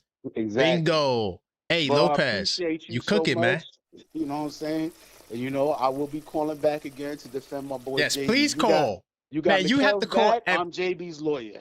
Hold on, Lopez, man. You got to call every show, man. I know that's a lot to ask, but you got to, man, your calls are always fire. By the way, hold on. Stay right there. Let me show you. I want to share this with the people. If you like a guy like my man Lopez, y'all could donate the call back too.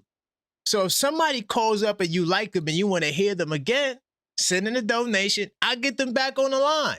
For the record, this brother be cooking. Tugboat did that last time, right? Tugboat, yeah, my man Tugboat. He's the number one donator. Yeah, salute the Tugboat, man. But I appreciate you, man. Yeah, man, I can't call all the time. Like right now, I'm at work. I know. I'm on my lunch break. I know. I got you. But I got you. I appreciate I got you, you. bro. All right, Lopez. Salute. All right, man. Peace. All right.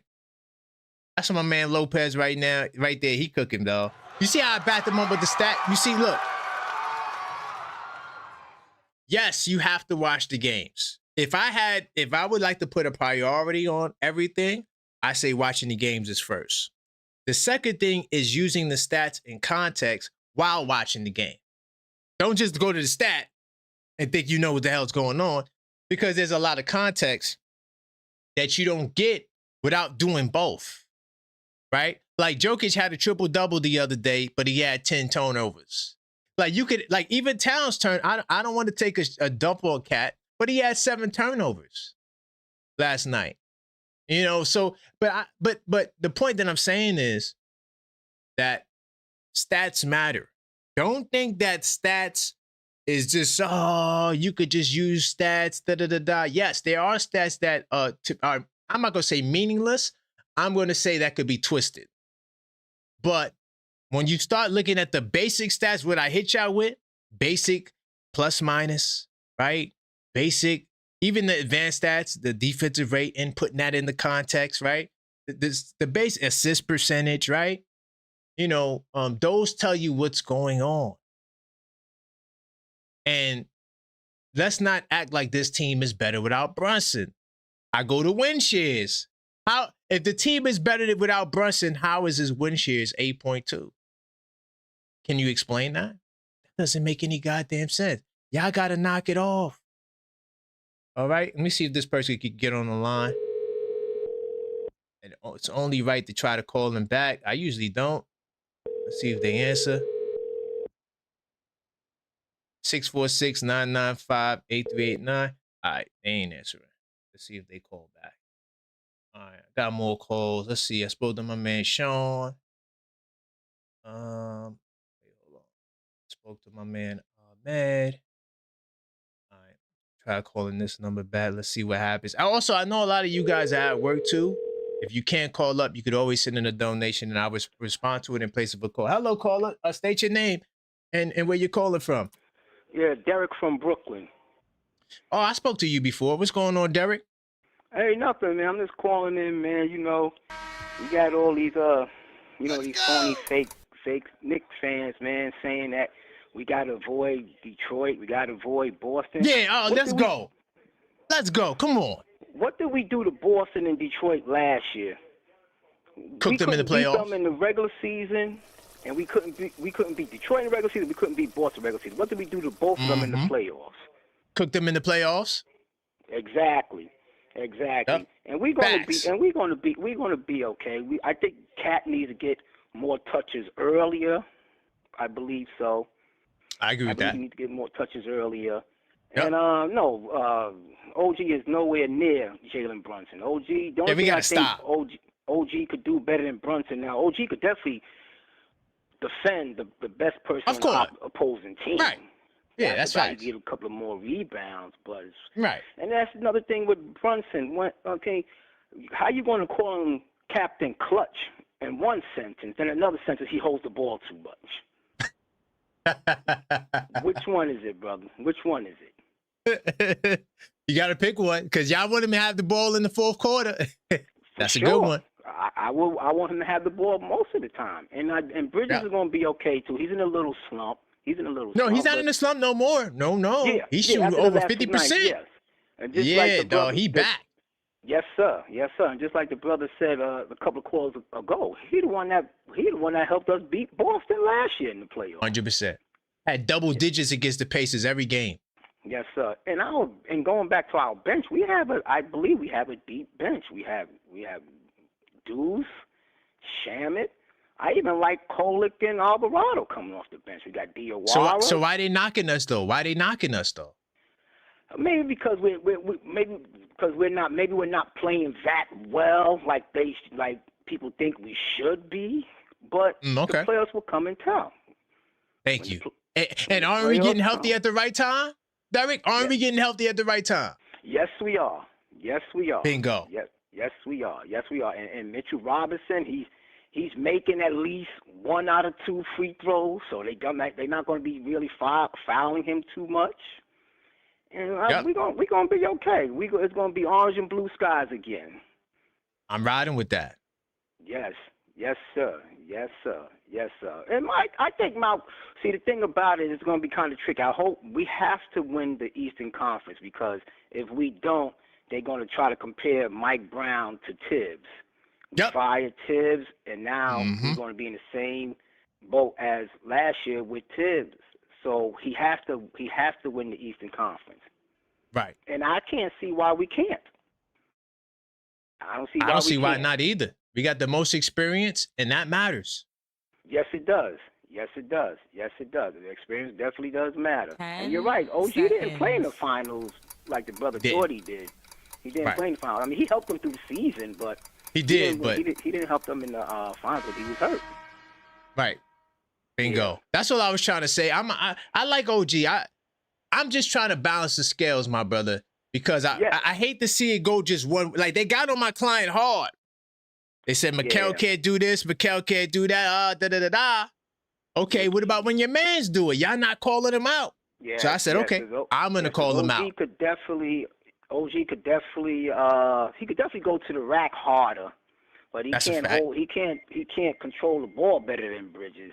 No, he ain't got the mid-range package like Bridges either. For sure. And one thing, let's stop all that. LeBron's not coming to New York, so let's not even think about that. I think it's safe to say that. I agree. Yeah, it's a dream. It's a pipe. Because New York doesn't want his son, so he's not going to come here. So he's not going to come here. But I appreciate you though, family man. Great call. Yes, sir. Go Big New time. York. Go New York. Go. All right. Salute to that call. Man, salute to that call, man. He was cooking with hot grease, yo. I like that. Yo, all of that. Listen, don't call me with the scary energy today. Please don't. Don't call me like, oh, I don't know. The Toronto Raptors. Oh, man. The Atlanta Hawks. Teams that we already cooked. We cooked the Atlanta Hawks already. Why would I be we cooked the Atlanta Hawks. We cooked the goddamn Charlotte Hornets before they had courage. What are they, the Lion? They got courage now? We cooked all of these teams. Stop it with the scary energy. What's good, caller? State your name, where you calling from, family. Hey, what's going on, brother? My name is Tyler from the Poconos. Hey, Tyler from the Poconos, man. What's going on? Are you riding with the Knicks? Hey, you know the vibes, bro. Let's go. Big time. I just want to say, bro, this is for the Jalen Brunson haters, bro. Let's go. I don't understand how people can call him a ball hog, right? Mm-hmm. But I seen his stat not too long ago. I don't know if he's still up there, but he averages more passes per game than Cade Cunningham, SGA, and Luka. But he's the ball hog. Bro, I watch him pass the ball to these guys, and Mikal, bro, he gonna dribble the ball. He gonna get bumped because he's skinny. He gonna pick up the ball and look for Jalen Brunson. Josh Hart, he looking left and right for Jalen Brunson. He definitely is. Bro, you give it to Cat. Bro, I rock with Cat, you know, but Cat is hard because he gonna draw the ball and he gonna turn the ball over. He gonna do a flashy pass that's you know, it's too much. Right. I just don't understand how people can call Jalen Brunson a ball hog when he put that cape on and he coming through. 9 times out of 10, he's coming through. He gets busy. I think the person who should take the most blame is not Cat, it's not Mikal. Yes, they got their faults, but bro, it's Mike Clown. Bro, 100%. His rotation was bad. Bro, I just blame Mike Brown. But at the end of the day, I got faith in the team, bro. Yep. I know what they could do when they lock in. Like they've been close in these past couple games, the end of the season. I feel like it's kind of obvious when we watch the game. But when it's time to lock in, bro, when they know they match up for the next 4 to 7 games, bro, the Knicks gonna come through. And I honestly believe that, bro. The Celtics, Detroit, bro, they can't handle it, bro. That's how I'm looking at it. I'm riding with you, man. I'm riding with you. I think we have an advantage against all of these Eastern Conference teams. I'm not concerned from I'm not spooky in the woods like some Knicks fan because we lost 3 games. And like I said, my main point was Jalen Brunson, bro. Without Jalen Brunson, I don't know what these niggas is doing, bro. And that's it, bro. I'ma holla at you. Big time salute, man. Great call. Share, bro. Yes, sir. I'm locking your number. Yes, sir. All right. Hey, man, salute to that caller. I'm riding with him. Salute to all of the Jalen Brunson heads. I feel like so much of us rock with Jalen Brunson that you don't really have a Jalen Brunson hive because most Knicks fans have sense. So most of us love Jalen Brunson. So it's like we don't even need a Jalen Brunson hide. He's the best player on the team. I don't think that's a debate. I don't think that's a mystery. I don't think that's like I just think there's this fringe community of Knicks fans that don't like Jalen Brunson. Like y'all don't represent the masses. Y'all represent yourselves. So yeah, I don't even need to be Jalen Brunson's lawyer. It's just too many of us. Gino in the building. Brooklyn, stand up. What's good, K? Hey, man, we talking about a lot today, man. Where you want to go, family? Yo, I ain't going front. I just got on. What we talking about right now? Well, the conversation evolved sometimes because we was talking about OG. Then that led to someone saying that he was better than Brunson. That everybody went crazy with that. And then we got the Landry Shamet debunking the myth that the Knicks bench is trash. Where you want to go? What did Jay say? Men and women lie, numbers don't. That's a fact, 100%. Like for anybody to say OG better than Brunson is wilding right now. I'm thinking this guy's a Boston Celtic agent. OG never been an All-Star. Nope. He ain't never cracked 20. No. And honestly, Mikal got a bigger bag than OG. That's a fact. We got to be real. Let's be real. Like OG cannot do what Mikal did when he was in Jersey. That's a fact. With Brooklyn. Yeah. Right? No, you said it right, Jersey. You said it right, Jersey. Go ahead. Right, because we didn't want them anyways. No. But Brooklyn keep on taking them, so it is what it is. Right, yeah, we take everything. You know that. Go ahead. That's a fact. But But yeah, man, Bridges got a bigger bag. Like, be real. It's a system he playing in right now, and what's Bingo. And Bridges is not the type that's gonna fight off what's expected of him. If they tell him what they want him to do, he gonna do it. He gonna do it. Yep. Right. He ain't gonna fight. He ain't gonna argue back with them. Nope. At the end of the day, this thing go from the top, son. Like, this thing go from Leon now, son, because how he know what's going on and allowing it to happen. At this point, it's a Leon thing. This collaboration thing is crazy. The collaboration. Let's go. Hey, if you hear anybody else say that, they got that from me. For the record, y'all. Just letting y'all know that. I came up with the collaboration. Go ahead. That's a fact. That's a fact. But this whole thing is collaboration. Like, he know the lineups. He know what's being played. He know the offense. He know what's being like. Everybody know what's going on. But you allowing Mike Brown to do it. So I gotta give you blame. I gotta give you a lot of blame now. That's a fact. You know what I'm saying? 100%. But at the end of the day, nah, man. Like, if Brunson didn't come here, we wouldn't be where we is right now. Could you imagine Randall and RJ Barrett? Where would we be with that? Look, the same way we was, probably fighting for a play-in right now. Right, fighting for the play-in spot. Damn. You know what I'm saying? And it's just wild to hear stuff like that. But our bench, man, they'll be all right. Like, that's facts. Like you said, it's just the size thing. Right, but that's self-inflicted though. That's self-inflicted because we don't want to play Mo Deal. We don't want to play Sohan and Mo. We got the size. We do, but they don't trust them. And remember, they don't trust them. Remember what I told you? They was gonna play hard at the 4. So right, yeah. Hard at the 4, Clarkson at the 3 with Deuce and Jose. Come on, dog. We gotta knock that off, dog. Come on, man. It's crazy right now, but yeah, it is what it is. Like, I'm gonna tell you, I ain't scared of playing nobody. We gotta play them anyways. I don't care. Bingo. Why they come on with the scary ass energy? Well, I don't understand. I don't want to go this route. We got to drop the 4. What? Nah, go ahead. You don't know what's gonna happen. If Detroit lose and we beat Boston, we got the advantage, the home court advantage going into the Eastern Conference Finals. Bingo! Why would I want to give that up? I wouldn't want to give it up anyways. I don't care. Like, just let the chips fall how they may at the end of the day. You know what I'm saying? But hey, 100%. Everybody got to get that smoke, yo. Like, everybody. And let's be real. Last night they started off hot. Like, y'all out of y'all first 15 shots, y'all only missed 2 shots. Fire. And then y'all have to try to keep the lead to win the game. Bingo. And then on top of that, I see Cat trying to post up the ball, and y'all just still swinging it, trying to hit them gaps, and he got a mismatch. So that's a problem still. But hey. Right. Is that a Brunson problem or a system problem? That's a system problem. That ain't Brunson problem. Thank you, Gino. Great call, Gino. Go ahead, my dude. Stay up. Smash the like. Big time. Subscribe. You already know. All right. Salute, man. All right. Listen, I know this may seem like a Brooklyn show, but I am from Brooklyn, and a lot of people, big time salute to Brooklyn. We do get a lot of Brooklyn callers, all right? But I love everybody, all right? As long as you're a Knicks fan, we all in the same car. Hold on, is somebody triggered? Did I just get, somebody is triggered. Hold up. So, we got a call back. Oh, Lord. Tugboat, I'm coming to you next, Tugboat.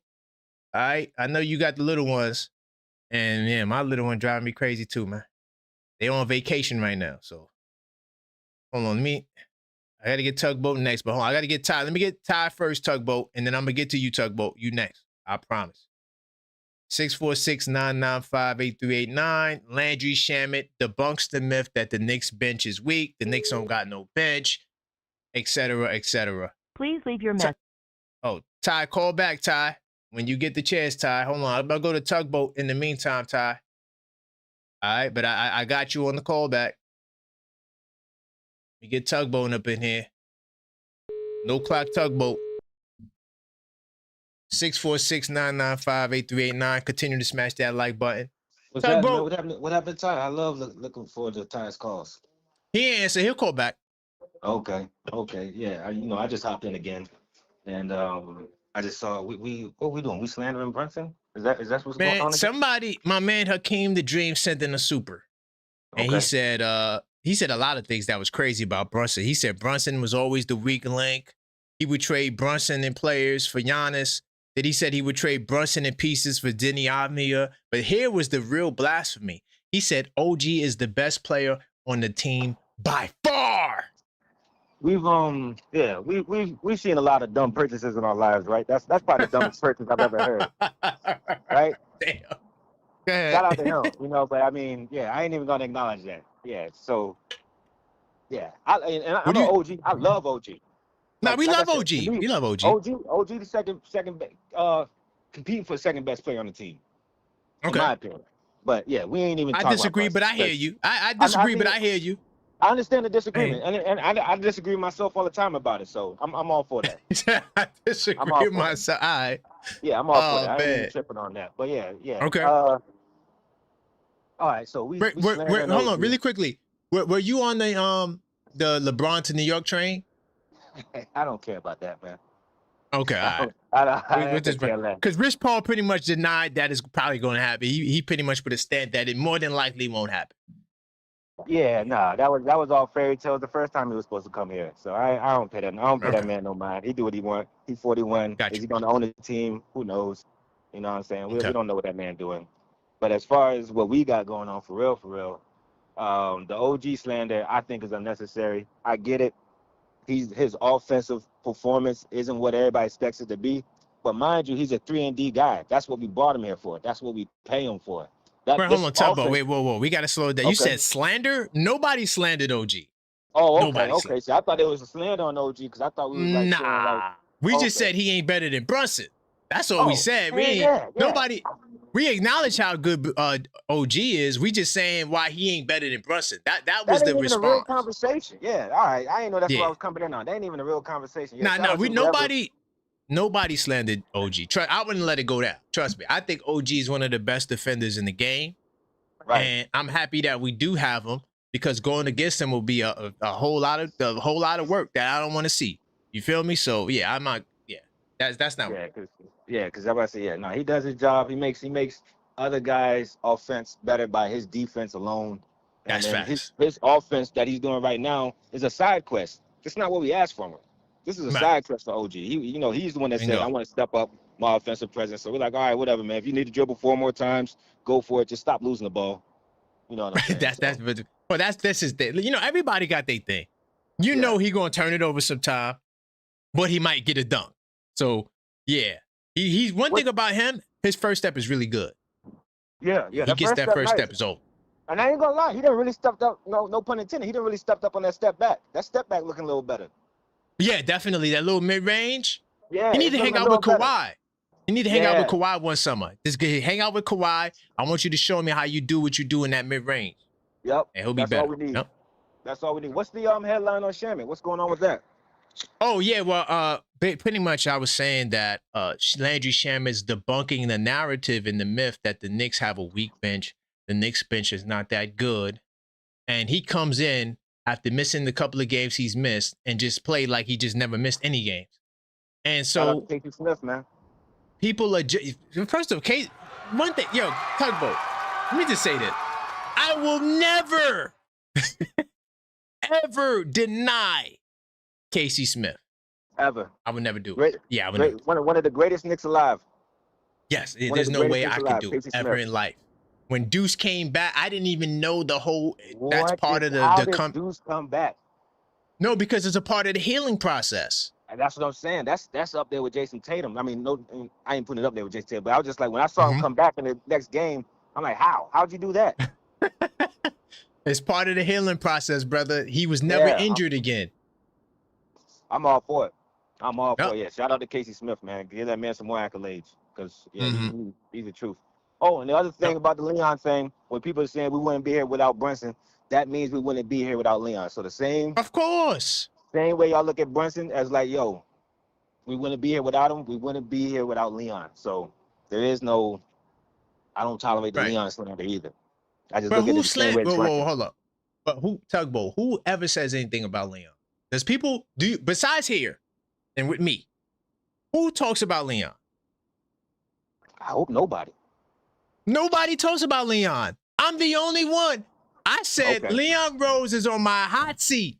And people went crazy. Oh, wait, what are you doing? Oh, how could he be on the hot seat? No, I didn't say Dolan's hot seat. I said my hot seat. I'm the only one holding him accountable. But do I think he's doing a great job, Tugboat? Hell yeah.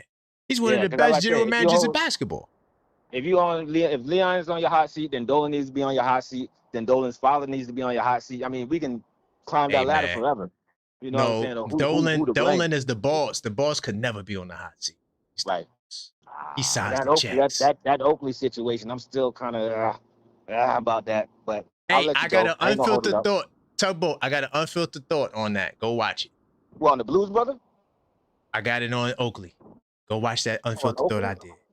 Yep. Its title of it's called, it's an older one, but it's still relevant. It's called, Yeah, Oak, I Hear You, but just go watch that. Oh, yeah, I'm definitely going to check that out. Yeah, go watch that. Listen, when y'all join the channel, I got so much good content. Most of my unfiltered thoughts are not news. It's like, you know, stuff you could always go back and watch. See, that's and so need. Timeless information. That's what I'm saying. I appreciate your content, man. Your content is fire. Thank you, fam. I mean, I'm always going to give you your flowers. Your content's fire, man. But yeah, that's all I was calling out. And shout out to the OKF family. You know, everybody in the building. And yeah. Big time salute. Knicks. All right, Knicks, go Knicks. All right, thank you. You as well. That's my man Tugboat. Hold on, we got Triggered, the #1 callback guy. He's calling back. He's calling back. Let's get my man Ty in the building. Hey, yo. Ty is in the building. Wait, hold on. On my hands, I'm in the bank with the hands up. Nah, where man, we going? You and a few of your callers need y'all hands up right now. Fam. Let's go. Listen, I'm sitting here. Y'all, you know what? All right. This is the problem with New York. We always in our feelings. We have bipolar feelings. Y'all sitting up here talking. First of all, Brunson is not the best player on the Knicks. He's the best scorer on the Knicks. The best player is an all-around player like Michael Jordan. Okay? That's one. Two, looking all around, OG can guard from the 5 to the 1. Mikal cannot. He's too light in the ass. You want to talk? See, the thing about OG, he has developed his game. So you can't look at last year. You can't look at when he was on Toronto. You can't look at Mikal from that. What did you do for us now? That's the problem with the Knicks. Oh, spooky in the woods? We should be.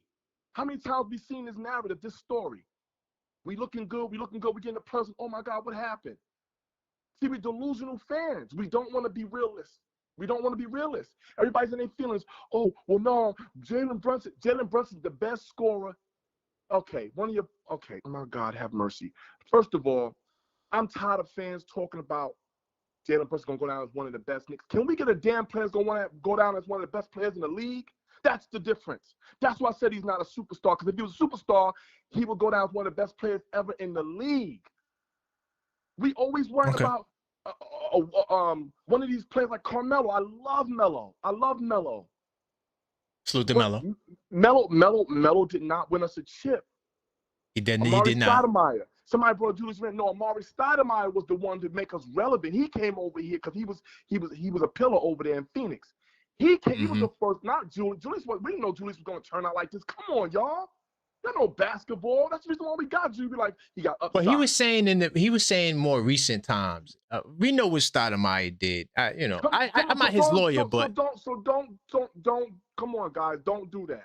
Don't act like Amari Stoudemire did not have the Knicks in the playoffs after we had that drought. The big ticket had us. Not the big ticket. I forget what they called the nigga Amari, but that big ticket was Stat. KG. They call him Stat. I think. Standing tall. Yeah. Yeah. So the thing I'm saying to y'all, man, we got to be realists. Jalen Brunson, he's not a ball hawk. He just holds the ball too long. And now, yes, his assist is up because they're blitzing him. They're getting the ball out of his hands because they don't want Captain Clutch to come back this year. So what do? We looking for Mikal Bridges. Mikal Bridges, he has the best mid-range, and he runs the lanes better than OG. But what OG do better than him, he can back a player down. He can beat him one-on-one with physicality. He dunks the ball. I disagree. OG ain't got no post game. Stop. He ain't got no post game.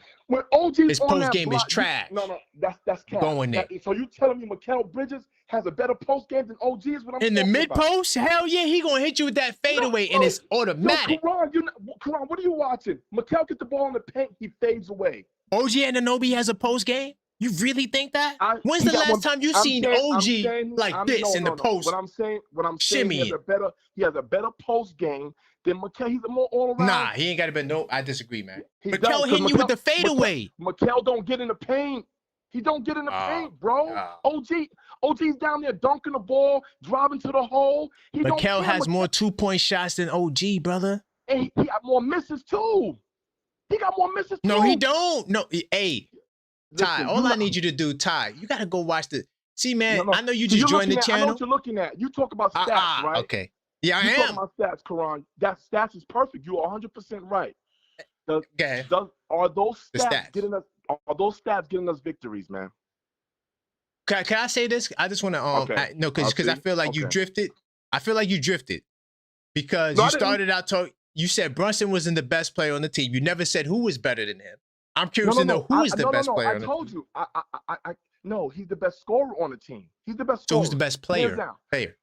To me, the best all around player. If I would give my money and they would ref him right, it would be Cat. It would be Cat. But because Cat is too soft, he's soft as downy tissue down there. He flares his hands. He can't have it. So we don't. I think we just have a bunch of role players in an all-star. That's what I think. Well, I also disagree. I think Brunson is a superstar. He's top 5 in jersey sales.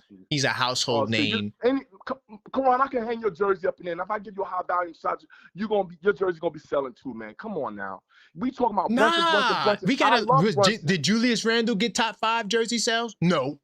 No. But Julius had an attitude. We already know what it was. But that's why he got out of here. I'm RJ Barrett. No. Let me just speak facts to you, bro. First of all, Brunson is loved. We all love Brunson.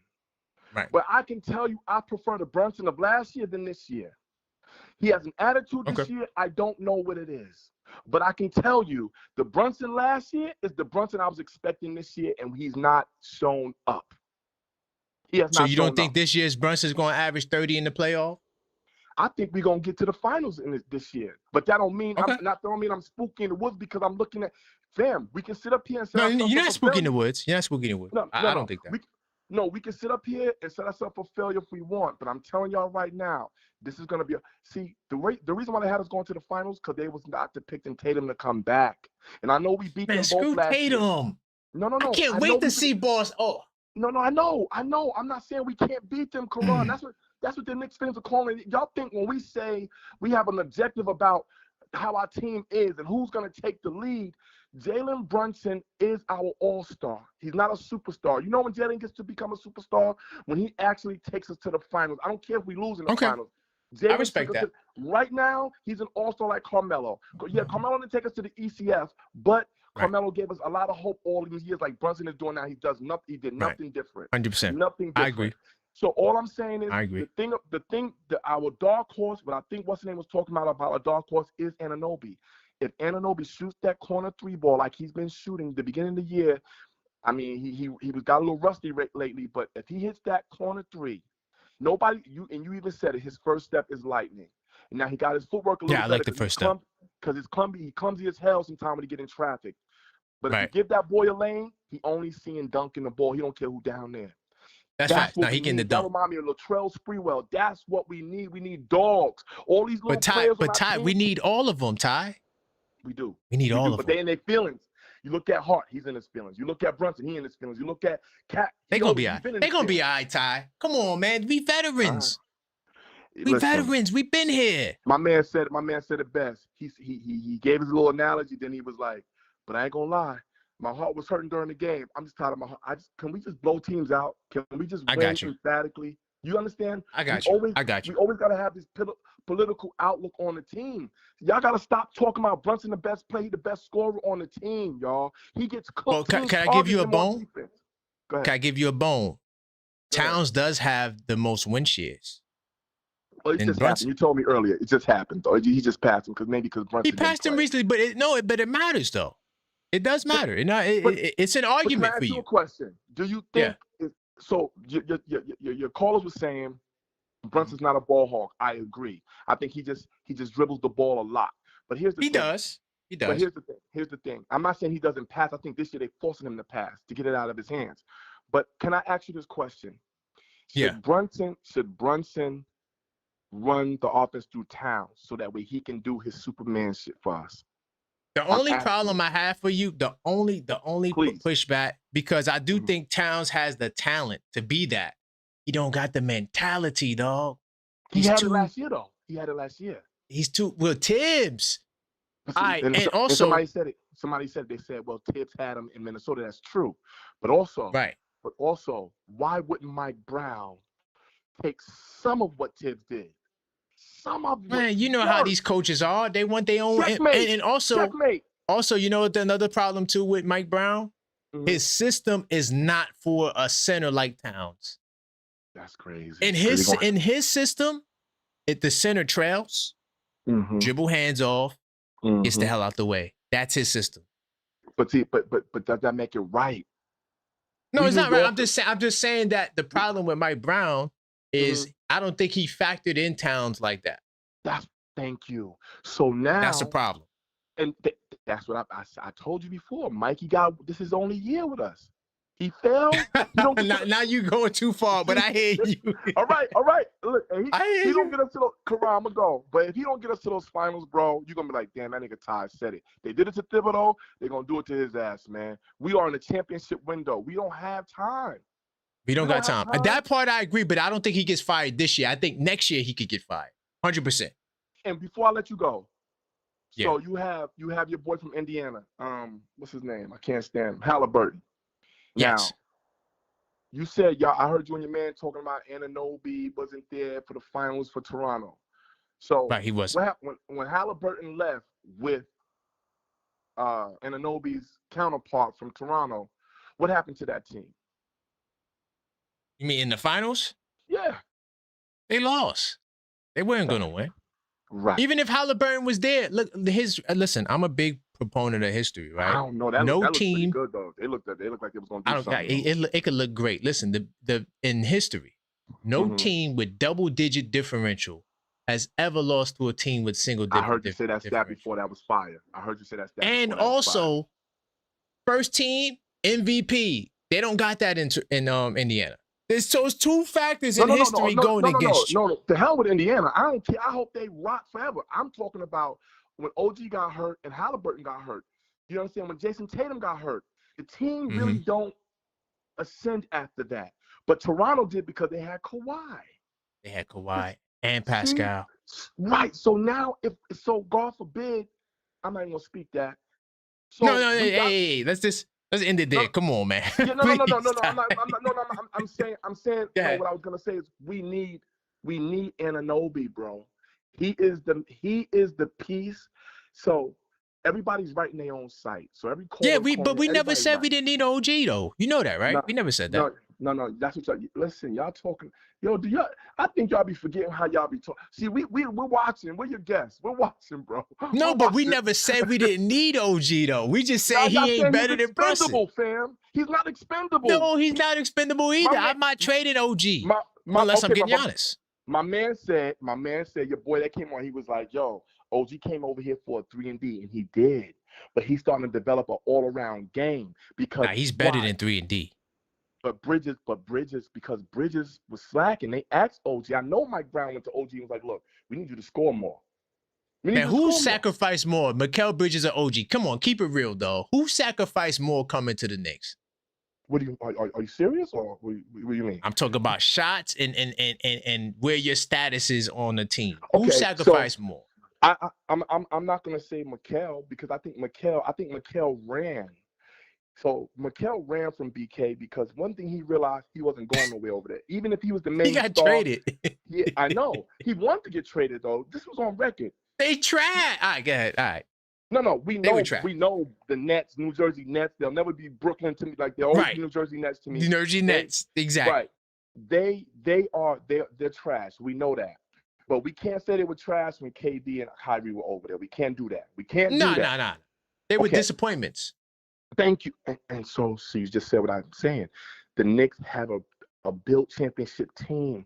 I'm praying that Mike Brown get this shit together because we do not want to turn out to be a disappointment because we're teetering that way, bro. We cannot be happy off of the Memphis win. Oh, look who scored 24.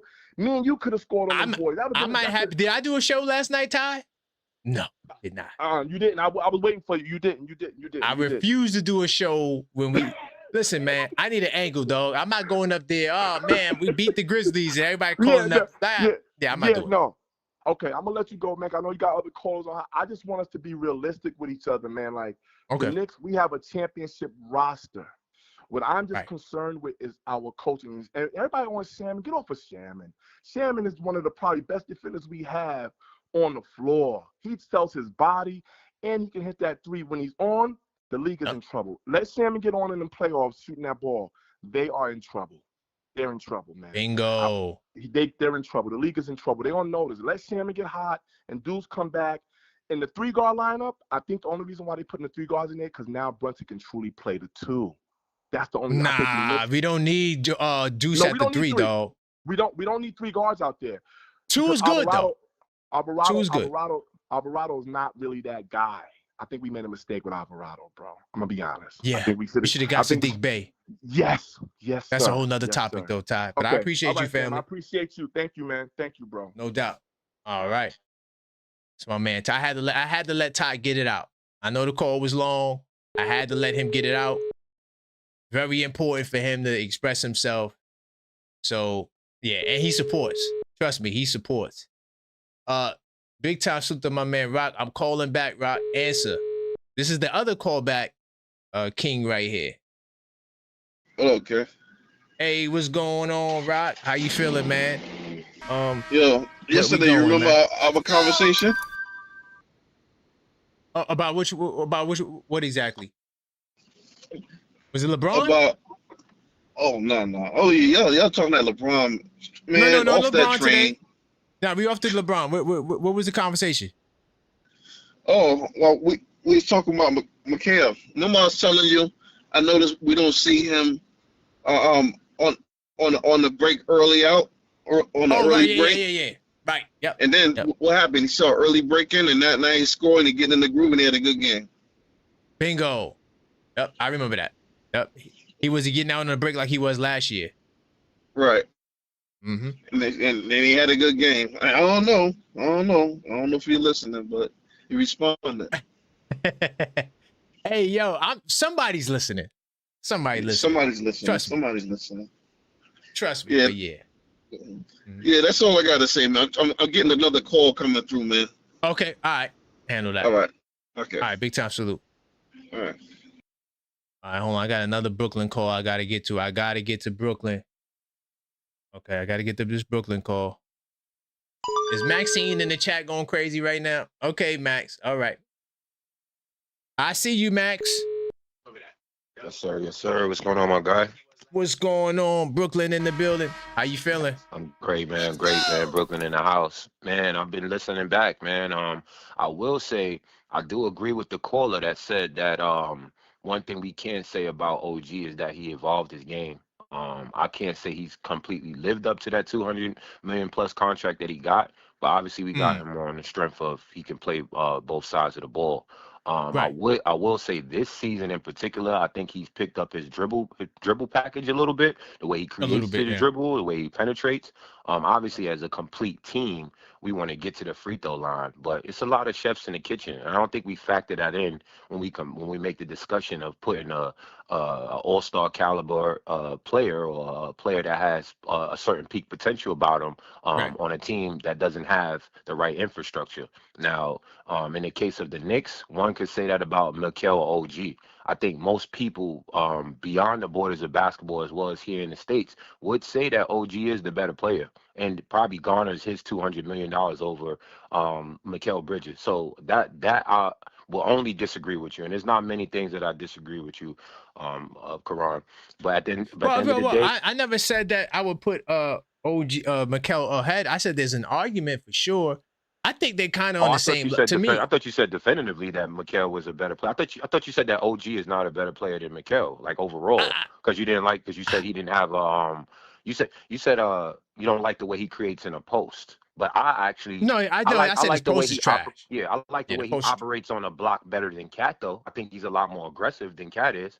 And Jalen Yeah, Brunson most definitely is the best player on this team. I don't think that's an argument. yeah, that's You want not to a talk about debate. Yeah, talent? You want to talk about talent? You want to talk about what their mother gifted them as a child or their father? right, It got nothing to right. do with a player stylistically and how we view a That's basketball facts. player. But in terms of this Right. team, man, there's a very inconsistent lens on this team. I've been watching, man, and unfortunately, it's too late to keep having these conversations. I'm with you full throttle all the way through 82, man, all the way to the end of the season.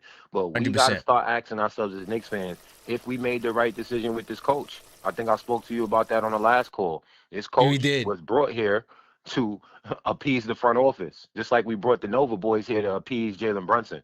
He's a guy who speaks well in the media, says all the right things, but again, like I said before, does it translate effectively in the locker room? And is he the tough-minded and this strong-willed and experienced coach that they say is it actually producing with this iteration of his team? Sure, maybe if he would have came here on some John Harbaugh ish, getting players, you know what I mean, that he's previously Right. had, you know what I mean? Maybe that's something he should have thought to do before they decide to go with Yabusele and whatever it was that he was thinking about going with in the That second was a unit. Because he mistake. had Yep. ample time in training camp to see what was described in Mo Diawara. He didn't have to forcibly do anything in terms of that front office is concerned, them telling him Right. what to do. Because this is your first year. You got grace from the fans. You're being ingratiated because of your rings and because of what you've done as an assistant. And now you just have to get the job done here, similarly to the situation that Steve Kerr was thrusted into. Here's the issue, though. We ain't the 2014 Warriors. I am proud of my team. Bingo. I'm proud of the team build. I'm proud of how far we come. I love the championship aspirations around my team. We talking about a possible 1999 matchup that we had in the Cup most recently coming back into fruition, very possibly. If all I would things love go that. good, we could see the Spurs in the finals, right? That is probably best case scenario for the Knicks. The issue is we have been descending in the standings. And we are 2 3-point reliant, and we playing too much hero ball. And our captain doesn't seem to be deviating for that because he isn't a surgeon. He's just a surgeon. It's his game. He's an isocentric player. Sure, he can play, make sure he can get guys involved. But in big Right. moments, does he trust them in totality? Maybe, but maybe he trusts himself more. And I don't have Yeah. no problem with that. And if Mike Brown, if Mike Brown, him being the coach, and Jalen Brunson being the extension of the coach, these are the decisions that's going to be allotted and that's going to be made. And there's no deviating from that. And if Carl Right. Anthony Towns was this player that we pay him to be and that everybody puts him out to be, he would make a staple an imprint on his team in terms of his voice that's described and have better things to say to Jalen Brunson instead of all the right things to say in the media to us as fans and us as media pundits who actually excoriate him for the dumb stuff that he's saying out of his mouth that should be in closed doors in the locker room. It's like he's almost getting forced to answer dumb questions and he's not even thinking, right? Like, where's the leadership on his behalf? It took Shaq and Kendrick Perkins to get you out of the bag. Why nobody in his front office? Why nobody in that coaching staff? Why nobody on his team couldn't thrust you into that? I remember vividly this man saying he had to tap into his inner Brunson. How long was that ago? Sure, the man has been playing well. He's doing Right. everything we need him to do. But when it comes to these big games and it comes to these more physical players, the guy does not answer the call. He does not mix his bag up. He relegates himself to this guy that's on a scouting report that everybody's going to continue to watch. And, fortunately, we got some injuries and things going our way throughout the season. But as you see now, to land my plane, this league is getting healthy now, man. And God Yep. bless them because we want everybody to be healthy. We don't want no excuses. Bingo. God bless all these players that's been healthy this year. It's made basketball 10 that much more fun to seconds. watch. Seeing Zion Facts. out there, seeing Kawhi out there, seeing Deuce come back, who everybody thought wasn't going to come back. That Lastly, was scary. integrating Deuce and Clarkson playing good has not been a good thing for us because it's too many chefs in the kitchen again now in our second unit. Sure, we got rich man problems, but even with the Right. grace that we give it Mike Brown, bruh, you got to find out some definitive lineups, consolidate this roster, and do it quick. Thank you. Because, bro, if we descend to the fourth seed, God forbid, and we got to see the Pistons in the second round as opposed to the ECF, that's going to be a problem. And then on the adverse side of it, we still got Boston in the way in the second round anyway. So, hey, man, we got to put our thinking caps on. We got to really tap in as a conglomerate, start adding this team, start adding these players, and have these guys locked in, because that locker room seems very lost, and it's too late in the season for this, brother. Peace to you and us in the whole channel, man. Keep doing your thing, bro. Thank Much you, love, family. bro. Brooklyn in the house. New York forever. Brooklyn forever. Let's go. All right. Great call. It's my man King from Brooklyn. Listen, y'all, I'm going to be back tonight.